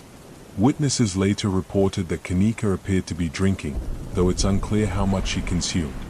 Around 1:30 a.m., Kanika's friends realized she was missing. They initially thought she had wandered off and began searching for her in the hotel. At some point, her phone and keys were discovered in the room, but Kanika herself was nowhere to be found. Her friends eventually called her mother, Teresa Martin, who arrived at the hotel around 5 a.m. to help look for her daughter. Teresa immediately demanded that hotel staff review surveillance footage, but her request was denied. Frustrated and panicked, she called the police, who initially treated Kanika's disappearance as a case of a missing person who had simply wandered off after a night of drinking. After hours of searching, hotel staff finally agreed to check the surveillance tapes. On the evening of September 9th, Kanika's body was found inside a walk-in freezer in a vacant area of the hotel's kitchen. She was lying on her side, partially clothed, with her hair matted and one shoe missing. The freezer door was closed, and the temperature inside was sub-zero. The discovery shocked her family and friends, raising immediate questions about how Kanika had ended up there. The autopsy revealed that Kanika had died from hypothermia. Her blood alcohol level was 0.112, above the legal limit for driving, and she had a small amount of a prescription drug in her system, commonly used for migraines and known to enhance the effects of alcohol. While the medical examiner ruled her death accidental, the circumstances surrounding her final moments were far from clear. Surveillance footage from the hotel provided some clues but raised even more questions. In the videos, Kanika can be seen stumbling through the hallways and kitchen areas of the hotel in the early hours of September 9th. She appears disoriented, bumping into walls and struggling to maintain her balance. However, there is no footage of her entering the freezer itself, leaving a crucial gap in the timeline. The freezer was located in an unused section of the kitchen that was under renovation, an area not typically accessed by hotel guests. Critics of the investigation questioned how Kanika had managed to find her way there and why no one had stopped her. The fact that the freezer door was heavy and required effort to open further deepened the mystery. The case quickly garnered national attention, fueled by viral social media posts and online discussions. Many questioned whether Kanika had been the victim of foul play. Some speculated that her friends or other partygoers may have been involved, pointing to perceived inconsistencies in their accounts of the night. Others suggested that hotel staff or management might have been negligent or complicit in her death. Conspiracy theories also emerged, with some alleging that Kanika had been targeted for organ trafficking or that there was a cover-up involving the hotel and local authorities. While these theories lack evidence, they highlight the public's deep distrust in the official investigation. Kanika's family, led by her mother Teresa, has tirelessly fought for justice. Teresa has publicly criticized the hotel and law enforcement for their handling of the case, arguing that more could have been done to prevent her daughter's death and to uncover the truth. She has also been a vocal advocate for greater transparency in investigations involving missing and vulnerable individuals. Despite the official ruling of accidental death, many aspects of Kanika's case remain unresolved. How did she access a restricted area of the hotel? Why was there no surveillance footage of her entering the freezer? And what role, if any, did those around her play in the events of that night? The death of Kanika Jenkins is a tragic and chilling reminder of how quickly a night of celebration can turn into a nightmare. Her story continues to resonate with those who seek answers and justice, leaving behind a legacy of unanswered questions that may never be fully resolved. On the morning of December 1, 1948, a body was discovered on Somerton Beach near Adelaide, South Australia.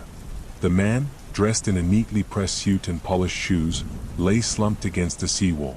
He appeared to be resting, but closer inspection revealed that he was dead. The discovery would become one of the most perplexing cold cases in history, filled with cryptic clues, unanswered questions, and a trail that seemed to lead nowhere. The man had no identification on him, and all the labels had been carefully removed from his clothing. His pockets contained an array of ordinary items, including a pack of cigarettes, matches, a bus ticket, and a comb. One unusual detail stood out, a small scrap of paper tucked into a hidden pocket in his waistband. The paper bore the words Tamam Shid, meaning finished or ended in Persian. This cryptic phrase would become the case's hallmark. The coroner's report found no clear cause of death. There were no signs of violence, and toxicology tests revealed no obvious poisons. However, investigators noted that the man's internal organs showed signs of acute congestion, suggesting poisoning or asphyxiation, though no trace of toxins was found. The coroner concluded that the man's death was likely not natural, but the exact cause remained a mystery. As police searched for answers, they discovered a suitcase left at the Adelaide railway station, believed to belong to the man. Inside were items such as a pair of scissors, a sewing kit, and stenciling tools, but nothing that could identify him. A tie and a coat were found with labels matching his clothes, but like the rest of his attire, their tags had been removed. The most tantalizing clue came when police traced the phrase Tamam Shid to a rare book of poetry, the Rubaiyat of Omar Khayyam. A man came forward claiming to have found a copy of the book in the backseat of his car near Somerton Beach around the time of the death. In this particular copy, the final page containing the words Tamam Shid had been torn out. Even more intriguingly, the book contained a series of scribbled letters resembling a code, along with a phone number. The phone number belonged to a local nurse named Jessica Thompson. When questioned, Jessica denied knowing the man or having any connection to the case. However, her behavior struck investigators as unusual. She seemed visibly shaken when shown a cast of the man's face. She later insisted she had no further information. The supposed code in the book only deepened the mystery. Cryptographers analyzed it extensively, but no one could definitively decode its meaning. Some believed it was a cipher used in espionage, while others thought it might be a random series of letters with no significance. Over the years, theories about the Somerton man's identity and death have ranged from the mundane to the extraordinary. One of the most popular ideas is that he was a spy during the early days of the Cold War. The strange code, the missing labels on his clothing, and the cryptic connection to the Roubaix all suggest a clandestine life, though no solid evidence of espionage has ever been found. Other theories propose that the man was involved in a failed romantic relationship with Jessica Thompson. Some speculate he had traveled to Adelaide to see her and may have taken his own life after being rejected. However, no direct link between them has ever been proven. In recent years, DNA analysis has offered new insights into the case. Researchers have extracted DNA from the man's hair, preserved in a plaster death mask made after his body was discovered. Early results suggest that he had European ancestry, with connections to the United States and Australia. While this information narrows the possibilities, it has yet to yield a definitive identity. The Somerton man's case remains one of Australia's greatest mysteries. Was he a spy, a scorned lover, or an ordinary man caught up in extraordinary circumstances? The cryptic clues and eerie details continue to captivate true crime enthusiasts and investigators alike, leaving behind a legacy of intrigue that refuses to fade. Over 7 decades later, the enigma of the Somerton man endures, a haunting reminder of how some secrets can remain untold. On the morning of February 14, 2000, 9-year-old Asha Degree vanished from her family home in Shelby, North Carolina, under circumstances that continue to baffle investigators and her family. Her disappearance has become one of the most haunting and perplexing mysteries in modern history, as the trail of clues leads only to more questions. Asha was a bright, happy child who excelled in school and loved sports. She lived with her parents, Harold and Aquila Degree, and her older brother, O'Brien, in a close-knit family. The Degrees were protective, ensuring their children were safe and well cared for. Nothing about their lives suggested that tragedy would strike. On the evening of February 13th, Asha attended church with her family and later went to bed around 8 p.m. A storm passed through the area that night, and the house lost power briefly. Around 2:30 a.m., O'Brien heard Asha stirring in her bed, but thought nothing of it and went back to sleep. By the time their parents awoke at 6:30 a.m., Asha was gone. Her bed was empty, and there were no signs of forced entry or a struggle. Asha's book bag and some of her clothes were also missing, suggesting she had packed and left willingly. Panic set in, and the Degrees contacted the police, launching a search that would grow to involve hundreds of volunteers, law enforcement officials, and even the FBI. As the investigation unfolded, witnesses came forward claiming to have seen Asha walking along Highway 18, about a mile from her home, between 3:30 and 4:15 a.m. She was described as wearing a white shirt and dark pants, carrying her book bag. One driver said they turned around to check on her, but she darted into the woods, disappearing from sight. This was the last confirmed sighting of Asha. Search teams combed the area near Highway 18 but found little evidence. A few days later, however, a major clue surfaced. Asha's pencil, marker, and Mickey Mouse hair bow were discovered in a shed along the highway. The shed belonged to a local business, and investigators believed Asha may have stopped there for shelter. Despite this, there was no further sign of her. 4 years, the case remained cold. Then, in August 2001, Asha's book bag was found buried in a plastic bag in Burke County, about 26 miles from her home. The bag contained clothes and personal items that were confirmed to belong to her.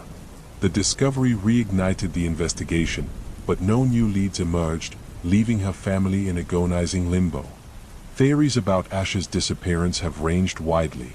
One theory suggests that Asha was lured away by someone she trusted, perhaps through communication that her parents were unaware of.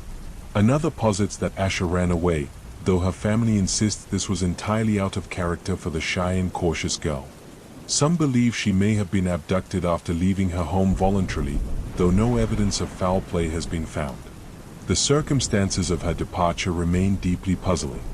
What would compel a 9-year-old to leave her home in the middle of the night, during a storm, on foot, and without telling anyone? Investigators and psychologists have speculated that Asha may have been influenced by something she read or saw, perhaps believing she was embarking on an adventure. However, no definitive triggers have been identified. Over the years, Asha's case has attracted national attention, appearing on programs like America's Most Wanted and The Oprah Winfrey Show.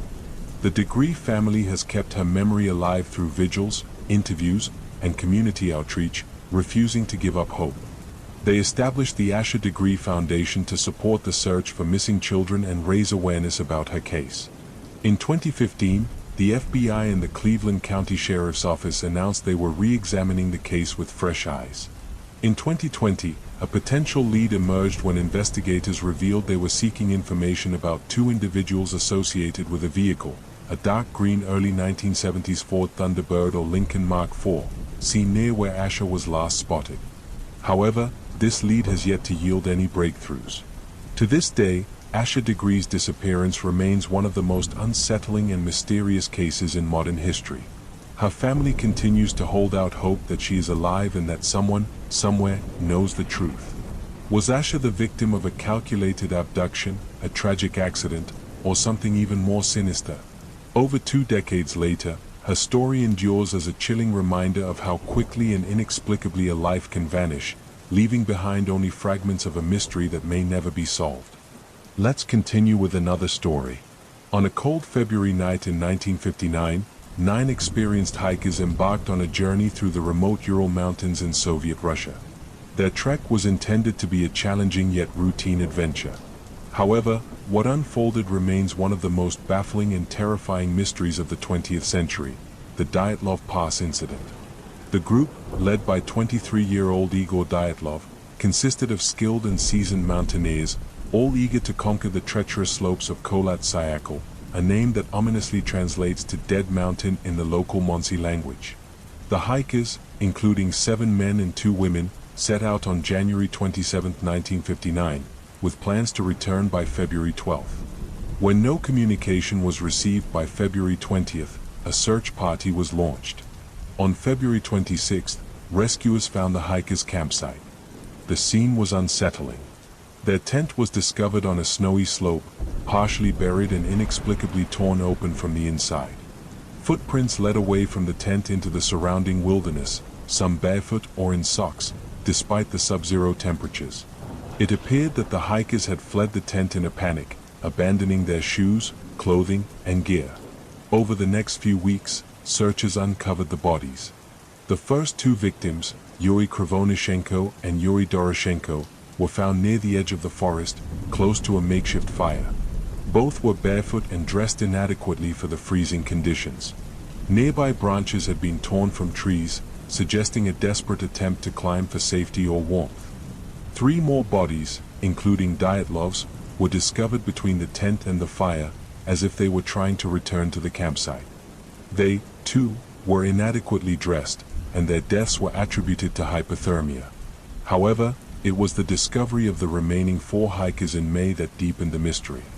Found in a ravine 75 meters from the fire, their injuries were far more severe. Ludmila Dubinina and Semyon Zolotaryov suffered massive chest fractures, described by experts as being comparable to a car crash. Alexander Kolevatov had a fractured skull, and Dubinina was missing her tongue and parts of her lips. Despite the gruesome injuries, there were no external wounds to suggest an attack. Adding to the enigma, traces of radiation were found on some of their clothing, and some victims' skin appeared to have an orange hue. The investigation concluded that the group had perished due to an unknown compelling force, a vague explanation that fueled decades of speculation. Theories about what happened to the Dyatlov group range from plausible to fantastical. One of the most common explanations is an avalanche. Proponents of this theory suggest that the hikers fled their tent after hearing the telltale signs of an impending snow slide. However, no evidence of an avalanche was found at the site, and the injuries sustained by some of the victims do not align with what one would expect from such an event. Another theory involves infrasound, low-frequency vibrations caused by wind interacting with the mountain's topography. This phenomenon could have induced panic and disorientation among the hikers, causing them to flee the tent irrationally. However, this explanation fails to account for the severe injuries of some victims. Some believe the group was attacked by local Monsi tribespeople, angered by the hikers' intrusion onto sacred land. Yet, there was no evidence of a struggle or other footprints near the scene to support this claim. Others suggest foul play by the Soviet military, pointing to the radiation, the orange skin, and reports of strange lights in the sky on the night of the incident. Could the hikers have stumbled into a secret weapons test or been exposed to hazardous materials? Perhaps the most chilling theory involves extraterrestrial intervention. Witnesses reported seeing glowing orbs in the sky above the mountains around the time of the hikers' deaths, leading some to believe that the group encountered something beyond our understanding. Despite numerous investigations and advancements in forensic technology, the Dyatlov Pass incident remains unsolved. In 2020, a new Russian investigation concluded that an avalanche was the most likely explanation, though this finding was met with skepticism from experts and the public alike. The Dyatlov Pass incident is a story of terror, resilience, and unanswered questions. What caused 9 experienced hikers to abandon their tent in such haste? What force inflicted such bizarre and horrific injuries? Decades later, the mystery endures, haunting the imaginations of those who seek to unravel the truth about what happened on that desolate, snow-covered mountain. Let's move to our next story. Deep in the Suffolk countryside of England lies the small village of Woolpit, a place steeped in history and legend. Among its most enduring tales is that of the Green Children of Woolpit, a bizarre and haunting mystery that has baffled historians, folklorists, and paranormal enthusiasts for centuries. The story begins in the 12th century during the reign of King Stephen. According to accounts recorded by chroniclers Ralph of Coggeshall and William of Newburgh, villagers working the fields near Woolpit one day discovered 2 strange children near the mouth of a wolf pit, a trap for catching wolves.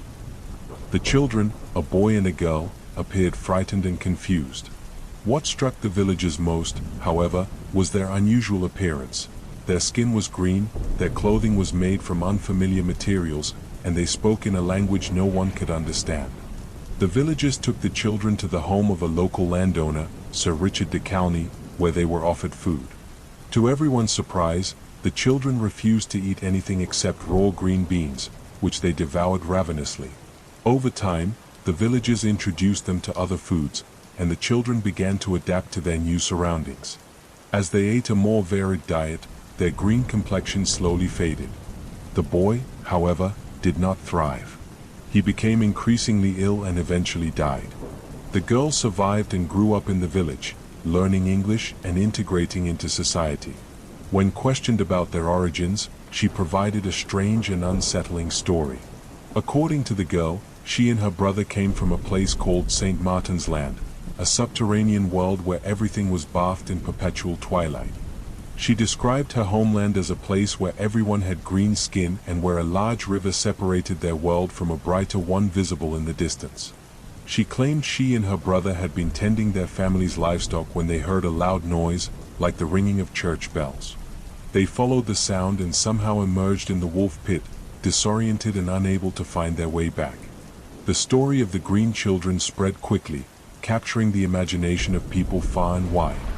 But as intriguing as the tale is, it raises more questions than it answers. Who were the children, and where did they come from? Was their green skin the result of a medical condition, a genetic anomaly, or something more otherworldly? Over the centuries, numerous theories have been proposed to explain the mystery. One of the more grounded explanations suggests that the children were Flemish immigrants. During the 12th century, many Flemish people had settled in England but were persecuted due to political tensions. Some theorists believe the children may have been orphaned after their parents were killed and had wandered into the woods. Their green skin could have been caused by chlorosis, a condition linked to malnutrition, which would also explain their initial reluctance to eat anything other than green beans. Another theory suggests the children's story is rooted in folklore or allegory. That St. Martin's Land they described may have been a symbolic reference to another country or a religious metaphor. In medieval times, tales of mysterious beings, otherworldly realms, and strange visitors were common, often serving as moral or cautionary tales. A more speculative theory posits that the Green Children were extraterrestrial in origin. Advocates of this idea point to the description of St. Martin's Land as a dimly lit world, interpreting it as a possible alien planet or parallel dimension. The children's sudden appearance and inability to explain their arrival have fueled beliefs that they may have been transported to Earth through a portal or by accident. Skeptics, of course, argue that the story is simply a medieval myth embellished over time. The lack of contemporary documentation and the reliance on second-hand accounts make it difficult to separate fact from fiction. Despite centuries of speculation, the Green Children of Woolpit remain an enduring enigma. Their tale continues to captivate those drawn to the strange and unexplained, serving as a reminder of how even the most outlandish stories can leave a lasting mark on our collective imagination. Were they refugees from another land, visitors from another world, or merely the product of creative storytelling? The truth may never be known, but the mystery lives on, haunting the village of Woolpit and all who hear its tale. Let's continue to our next story. In the early 20th century, the city of New Orleans was terrorized by a shadowy figure whose identity has never been discovered. Known only as the Axeman, this mysterious killer targeted families in their homes, leaving a trail of blood and fear that gripped the city. The case remains one of the most chilling and perplexing mysteries in American crime history. The Axeman's reign of terror began on May 23, 1918, when Joseph and Catherine Maggio, a grocer, and his wife, were found brutally murdered in their home. Both had been attacked with an axe, a weapon that had been left at the scene. The intruder had entered their home by chiseling out a panel from their back door, a detail that would become the killer's signature. Over the next 18 months, the Axeman struck again and again, claiming at least 6 lives and injuring many others. His victims came from various backgrounds, though many were Italian or Italian-American grocers. The attacks were ferocious, with the victims often bludgeoned with their own axes or razors. Despite the brutality of the crimes, the Axeman never left behind clear fingerprints or other conclusive evidence. The randomness and savagery of the murders left New Orleans in a state of panic. People began sleeping with weapons by their beds, and neighborhood watch groups patrolled the streets. Many theories emerged about the killer's motives and identity. Some believed the crimes were racially or ethnically motivated, while others speculated the Axeman was a deranged individual driven by an unknown personal vendetta. The case took an even stranger turn on March 13, 1919, when a letter purportedly written by the Axeman was published in local newspapers. The letter was addressed to the people of New Orleans and was both taunting and bizarre. The writer claimed to be a demon from hell and suggested that the murders were inspired by a supernatural force. Most chillingly, the letter included a peculiar promise. The Axeman would kill again on the night of March 19th but would spare any home where a jazz band was playing. That night, New Orleans transformed into a citywide jazz festival. Families hosted gatherings with live music, bars were packed, and musicians played late into the night. True to his word, the Axeman did not strike, though his letter solidified his place as a dark legend in the city's history. Despite a few close calls, the Axeman was never apprehended. Witnesses who survived his attacks gave conflicting descriptions, and police were unable to connect the dots. The killer's method of entry, chiseling through doors, suggested he was calculating and methodical, but his choice of victims seemed random. His last known attack occurred in October 1919, after which the murders abruptly stopped, leaving the case cold. Over the years, the Axeman's identity has been the subject of endless speculation. Some theorists believe he was a local man with a personal grudge against grocers, while others suggest he was a professional burglar who turned to murder when interrupted. A few have even posited that the Axeman was a traveling killer who moved on after his spree in New Orleans. The supernatural elements of his letter have also inspired theories that he was an embodiment of pure evil, a force beyond human understanding. The case has left an indelible mark on New Orleans culture, inspiring books, music, and even an episode of the TV series American Horror Story, Coven. Despite its infamy, the Axeman's identity and motives remain unknown, and the case stands as one of the most haunting unsolved mysteries in American crime history. The story of the Axeman of New Orleans is a chilling reminder of how fear and uncertainty can grip a community. Was he a deranged maniac, a cunning criminal, or something far darker? Over a century later, the Axeman's legend endures, his shadow still looming over the city that once danced to stave off death. We are moving to our next story. In 1890, Louis Le Prince, an inventor and pioneer in motion picture technology, stepped aboard a train in France and vanished without a trace. His disappearance is not only one of history's most perplexing unsolved cases but also a chilling mystery that has led to speculation of conspiracy, murder, and betrayal. Louis-Aimé Augustin Le Prince, born in 1841, was a French artist and inventor credited with creating some of the earliest moving pictures. Long before Thomas Edison or the Lumiere brothers became synonymous with film, Le Prince had successfully recorded short films using a single-lens camera. His breakthrough works, including Roundhay Garden Scene and Traffic Crossing Leeds Bridge, are considered the first motion pictures in history. Le Prince's dream was to showcase his invention to the world and secure a patent, revolutionizing visual entertainment. By the late 1880s, he was preparing to travel to America for a public demonstration that would cement his legacy. But before his departure, he decided to visit his family in Dijon, France.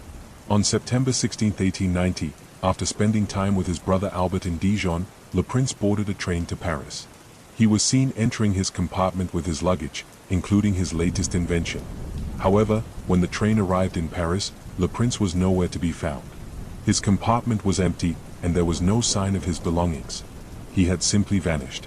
The disappearance baffled authorities and sparked immediate speculation. How could a man vanish from a moving train without leaving a trace? The train had not made any unscheduled stops, and there were no reports of suspicious activity along the route. A thorough investigation of the train, tracks, and surrounding areas yielded no evidence of foul play or an accident. As news of Le Prince's disappearance spread, theories about his fate began to emerge. One of the most plausible ideas was that Le Prince had been murdered, perhaps over his groundbreaking invention. The world of invention and patents in the late 19th century was fiercely competitive, and Le Prince's work posed a direct challenge to other inventors, including Thomas Edison, who was already vying for dominance in the emerging motion picture industry. Some theorists suggest that agents working for Edison or other rivals may have orchestrated Le Prince's disappearance to eliminate competition. Another theory posits that Le Prince's disappearance was the result of a family dispute. Some speculate that Albert, Le Prince's brother, might have been involved, though no evidence supports this claim. Theories of suicide also surfaced, with suggestions that Le Prince, burdened by financial struggles and the pressures of his work, may have taken his own life. However, his family strongly rejected this notion, pointing to his excitement about the upcoming demonstration in America. A more speculative theory suggests that Le Prince was abducted by agents of the French or British governments. Both nations were interested in technological advancements, and Le Prince's invention would have been a valuable asset. While intriguing, this idea lacks concrete evidence. In the years following Le Prince's disappearance, his family faced ongoing struggles to preserve his legacy.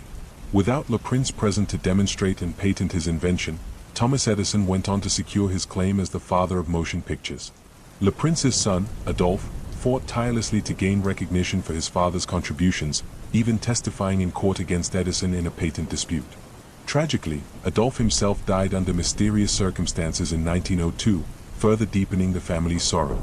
To this day, the disappearance of Louis Le Prince remains one of history's most haunting enigmas. Was he murdered by a rival, silenced by a government, or the victim of a tragic accident? His story stands as a reminder of how ambition, invention, and mystery can intertwine, leaving behind unanswered questions and a legacy that might have changed the course of history. Louis Le Prince is remembered as a visionary whose disappearance continues to fascinate and unsettle. The truth of what happened on that train to Paris may never be known, but his work lives on, a testament to his genius and a chilling backdrop to one of history's great unsolved mysteries. In our next story we will talk about Black Dahlia murder. On the morning of January 15, 1947, a woman and her young child were walking in a quiet neighborhood of Los Angeles when they stumbled upon a gruesome sight. What initially appeared to be a discarded mannequin was, in fact, the mutilated body of 22-year-old Elizabeth Short. Her murder, soon to be known as the Black Dahlia case, would become one of the most infamous and haunting unsolved crimes in American history. Elizabeth Short, born on July 29, 1924, in Boston, Massachusetts, was a young woman who dreamed of making it big in Hollywood.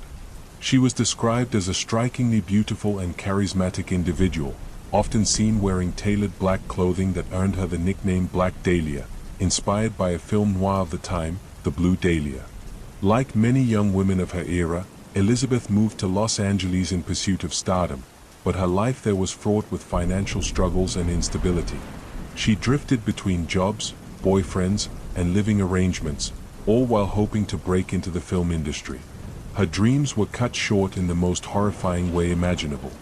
Elizabeth's body was discovered in a vacant lot in the Limit Park area of Los Angeles. She had been bisected at the waist, a procedure that suggested her killer had surgical knowledge. Her face was grotesquely mutilated with a Glasgow smile, deep slashes that extended from the corners of her mouth to her ears. The killer had drained her body of blood, and there was no evidence of blood at the scene, indicating that she had been murdered elsewhere and her body moved.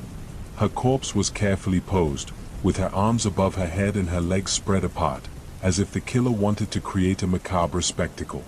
The brutality and precision of the crime shocked both the public and law enforcement. The Los Angeles Police Department, LAPD, launched a massive investigation, involving hundreds of officers and dozens of suspects. The case quickly became a media sensation, with newspapers publishing lurid details and speculating wildly about the victim's life and the identity of her killer. Elizabeth's dark, enigmatic persona and tragic end made her a figure of public fascination, while the crime itself exposed the underbelly of post-war Los Angeles. In the days following the murder, the LAPD received a chilling package addressed to the Los Angeles Examiner and other Los Angeles papers. Inside were Elizabeth's birth certificate, photographs, and personal belongings, along with a letter cut and pasted from newspaper clippings that read, "Here is Dahlia's belongings. Letter to follow." The handwriting was smudged with gasoline, an apparent attempt to obscure fingerprints. The package was traced back to a mailbox in downtown Los Angeles, but no further leads emerged. The investigation into Elizabeth's murder became one of the largest in LAPD history. Over 150 suspects were questioned, including drifters, doctors, and even celebrities.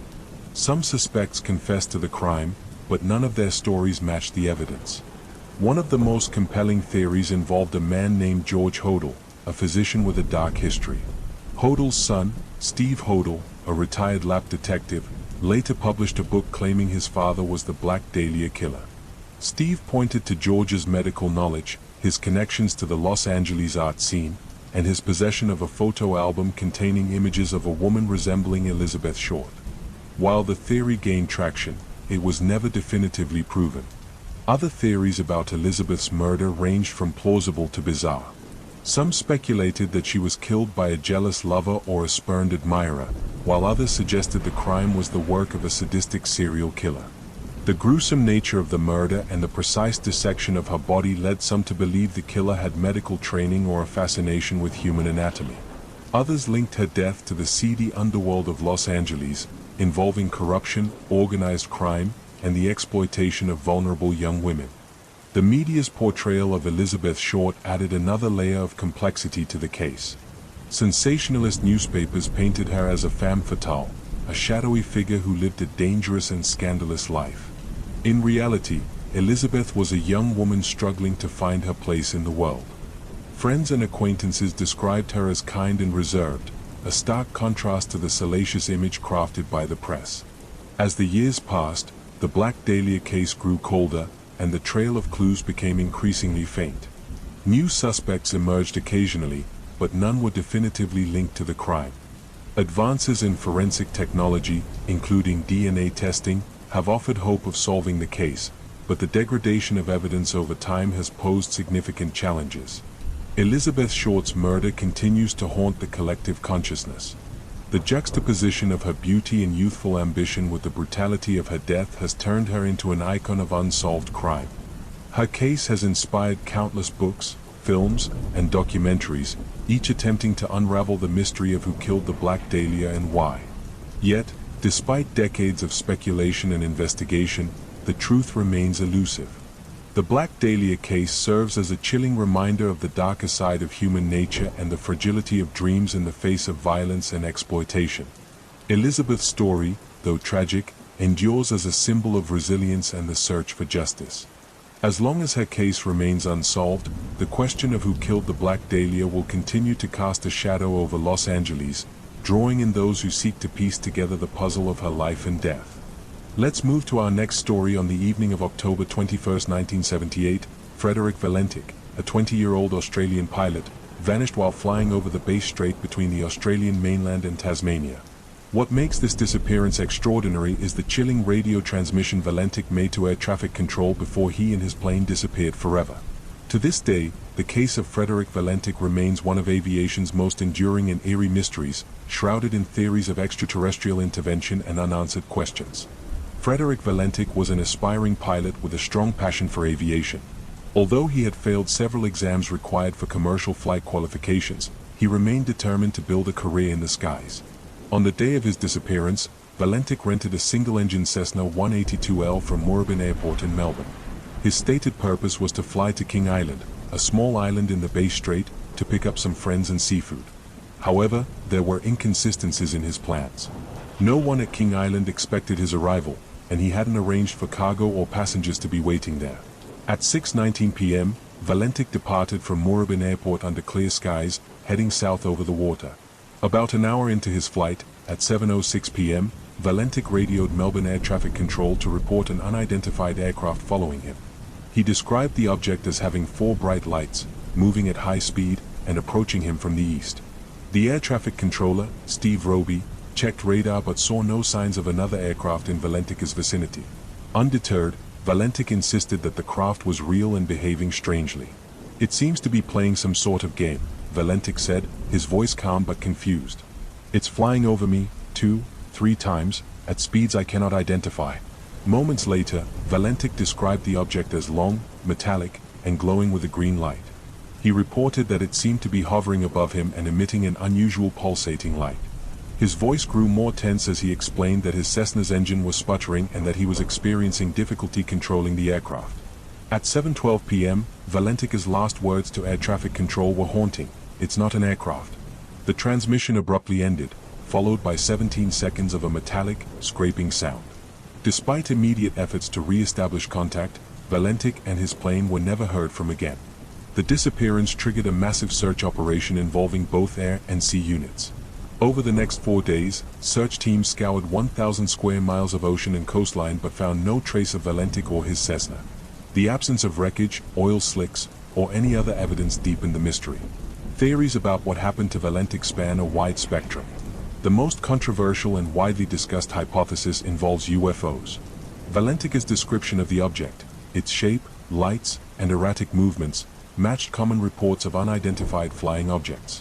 His final words, combined with the metallic sound recorded during the transmission, have led many to believe that Valentik encountered an extraterrestrial craft and was abducted or destroyed. Adding fuel to this theory, several witnesses in southern Australia reported seeing strange lights in the sky around the time of Valentik's disappearance, though these sightings remain anecdotal. Skeptics have proposed alternative explanations. Some believe Valentik became disoriented and confused Venus or other celestial objects for another aircraft. This theory posits that he was flying upside down without realizing it, and his plane crashed into the ocean. However, pilots familiar with the Cessna 182L argue that it would have been nearly impossible for Valentik to maintain upside-down flight for an extended period without realizing his error. Others suggest that Valentik staged his own disappearance. He had a history of failing pilot exams and was reportedly under personal and professional stress. This theory hypothesizes that Valentik deliberately flew his plane out to sea, either to start a new life or to end his own. However, those close to him, including his family, have dismissed this idea, citing his enthusiasm for aviation and lack of evidence for suicidal tendencies. Another theory suggests that Valentik may have encountered an experimental military craft. The Bass Strait region was known for military exercises, and some theorists speculate that Valentik's mysterious object was a classified aircraft or drone. This theory, however, fails to explain the lack of radar evidence and the bizarre details Valentik described. In the decades since his disappearance, the case has remained a magnet for UFO enthusiasts, skeptics, and aviation experts alike. The Australian Department of Transport conducted an investigation but was unable to determine the cause of Valentik's disappearance. The official report simply concluded that the incident was presumed fatal. Frederick Valentik's story has inspired books, documentaries, and countless debates. His father, Guido Valentik, was a vocal proponent of the UFO theory and spent years seeking answers, even claiming that witnesses had told him they saw a large, unidentified craft in the area on the night of his son's disappearance. Over time, the lack of evidence and the passage of years have only deepened the enigma. The case of Frederick Valentic is one of those rare mysteries that refuses to fade. Was he the victim of a tragic accident, a deliberate act, or an encounter with something beyond our understanding? With no wreckage, no definitive answers, and a chilling final transmission, the disappearance of Frederick Valentic remains a haunting chapter in the annals of aviation and unexplained phenomena. Let's move to our next story, the enigmatic disappearance of MH370. On March 8, 2014, Malaysia Airlines Flight 370, MH370, vanished during a routine flight from Kuala Lumpur, Malaysia, to Beijing, China, taking with it 239 passengers and crew. This Boeing 777-200ER was one of the most reliable and advanced planes in aviation history, which made its disappearance all the more baffling. Despite extensive investigations and exhaustive search efforts spanning years, the mystery of MH370 remains one of the greatest puzzles in modern aviation. MH370 departed Kuala Lumpur International Airport at 12:41 a.m. local time. The weather was clear, and the flight initially proceeded as expected. At 1:19 a.m., the last known communication from the aircraft was made when the co-pilot, Fariq Abdul Hamid, calmly signed off with, "Good night, Malaysian 370. Moments later, the aircraft's transponder, which provides tracking data to radar systems, was switched off. This was an intentional action requiring knowledge of the aircraft's systems. The plane then veered off its intended course, making a sharp turn to the west and flying back across the Malay Peninsula.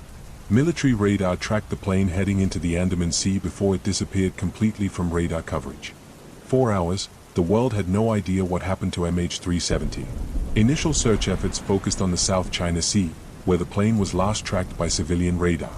However, this theory was appended when satellite data from Inmarsat revealed that the aircraft had continued flying for at least 7 more hours. These signals, known as handshakes, were emitted periodically as the plane communicated with a satellite overhead. By analyzing the Doppler shifts in these signals, investigators determined that MH370 flew deep into the remote southern Indian Ocean, far from any landmass. This revelation dramatically shifted the focus of the search to one of the most isolated and treacherous parts of the world. The search for MH370 became the largest and most expensive in aviation history, involving dozens of countries and advanced technology. The Australian Transport Safety Bureau, ATSB, led much of the effort, deploying ships, aircraft, and underwater drones to scan the ocean floor. Despite scouring over 120,000 square kilometers of seabed, no sign of the main wreckage was found. The official search was suspended in January 2017, leaving families and the world with few answers. Some debris, however, began washing ashore on islands in the Indian Ocean and along the eastern coast of Africa. The first confirmed piece of MH370 was a flaperon, discovered on Réunion Island in July 2015. Over time, additional fragments of the aircraft, including interior panels and wing components, were found. While these discoveries confirmed that MH370 had indeed crashed, they provided little insight into the circumstances of its disappearance. In the absence of concrete evidence, theories about what happened to MH370 have proliferated, ranging from plausible explanations to speculative conspiracy theories. One of the most debated ideas is that the disappearance was an act of deliberate sabotage by the pilot, Zari Ahmed Shah. Zari was a veteran aviator with an impeccable record, but some investigators have speculated that he deliberately flew the plane off course. A simulated flight path found on his home computer eerily mirrored the suspected route of MH370, raising suspicions. However, Zari's friends, family, and colleagues have vehemently denied this possibility, describing him as a stable and responsible professional. Another theory suggests that MH370 was the target of a hijacking. However, no terrorist group has claimed responsibility, and there is no evidence of a struggle on board. Some theorists propose that hijackers might have incapacitated the crew and taken control of the aircraft. Others believe the crew and passengers may have been rendered unconscious due to a sudden depressurization, leaving the plane to fly on autopilot until it ran out of fuel and crashed. While this theory aligns with the lack of communication from the cockpit, it fails to account for the deliberate course changes observed early in the flight. Other theories delve into more speculative territory. Some suggest that the plane was brought down by a catastrophic mechanical failure, though the Boeing 777 safety record makes this unlikely without further evidence. A more technologically advanced idea is that MH370 fell victim to a cyber hijacking, where an external agent remotely took control of the plane. This concept, while theoretically possible, remains unproven and would require sophisticated knowledge and tools. In the years since MH370 disappeared, efforts to unravel its mystery have continued. Independent researchers, aviation experts, and the families of the victims have pushed for renewed searches and further analysis. In 2018, a private company, Ocean Infinity, conducted another extensive search using cutting-edge underwater technology, but it too ended without success. The disappearance of MH370 has left an indelible mark on the aviation industry and the public imagination. It has raised questions about aviation security, technology, and humanity's ability to track aircraft in real time. How could a modern airliner simply vanish in an era of GPS and global connectivity? What happened to the passengers and crew during those final hours? Nearly a decade later, the mystery of MH370 remains unsolved. Was it a deliberate act, a catastrophic accident, or something beyond our current understanding? The families of those lost continue to seek closure, and the world continues to wonder about the fate of one of the most haunting and enigmatic cases in aviation history.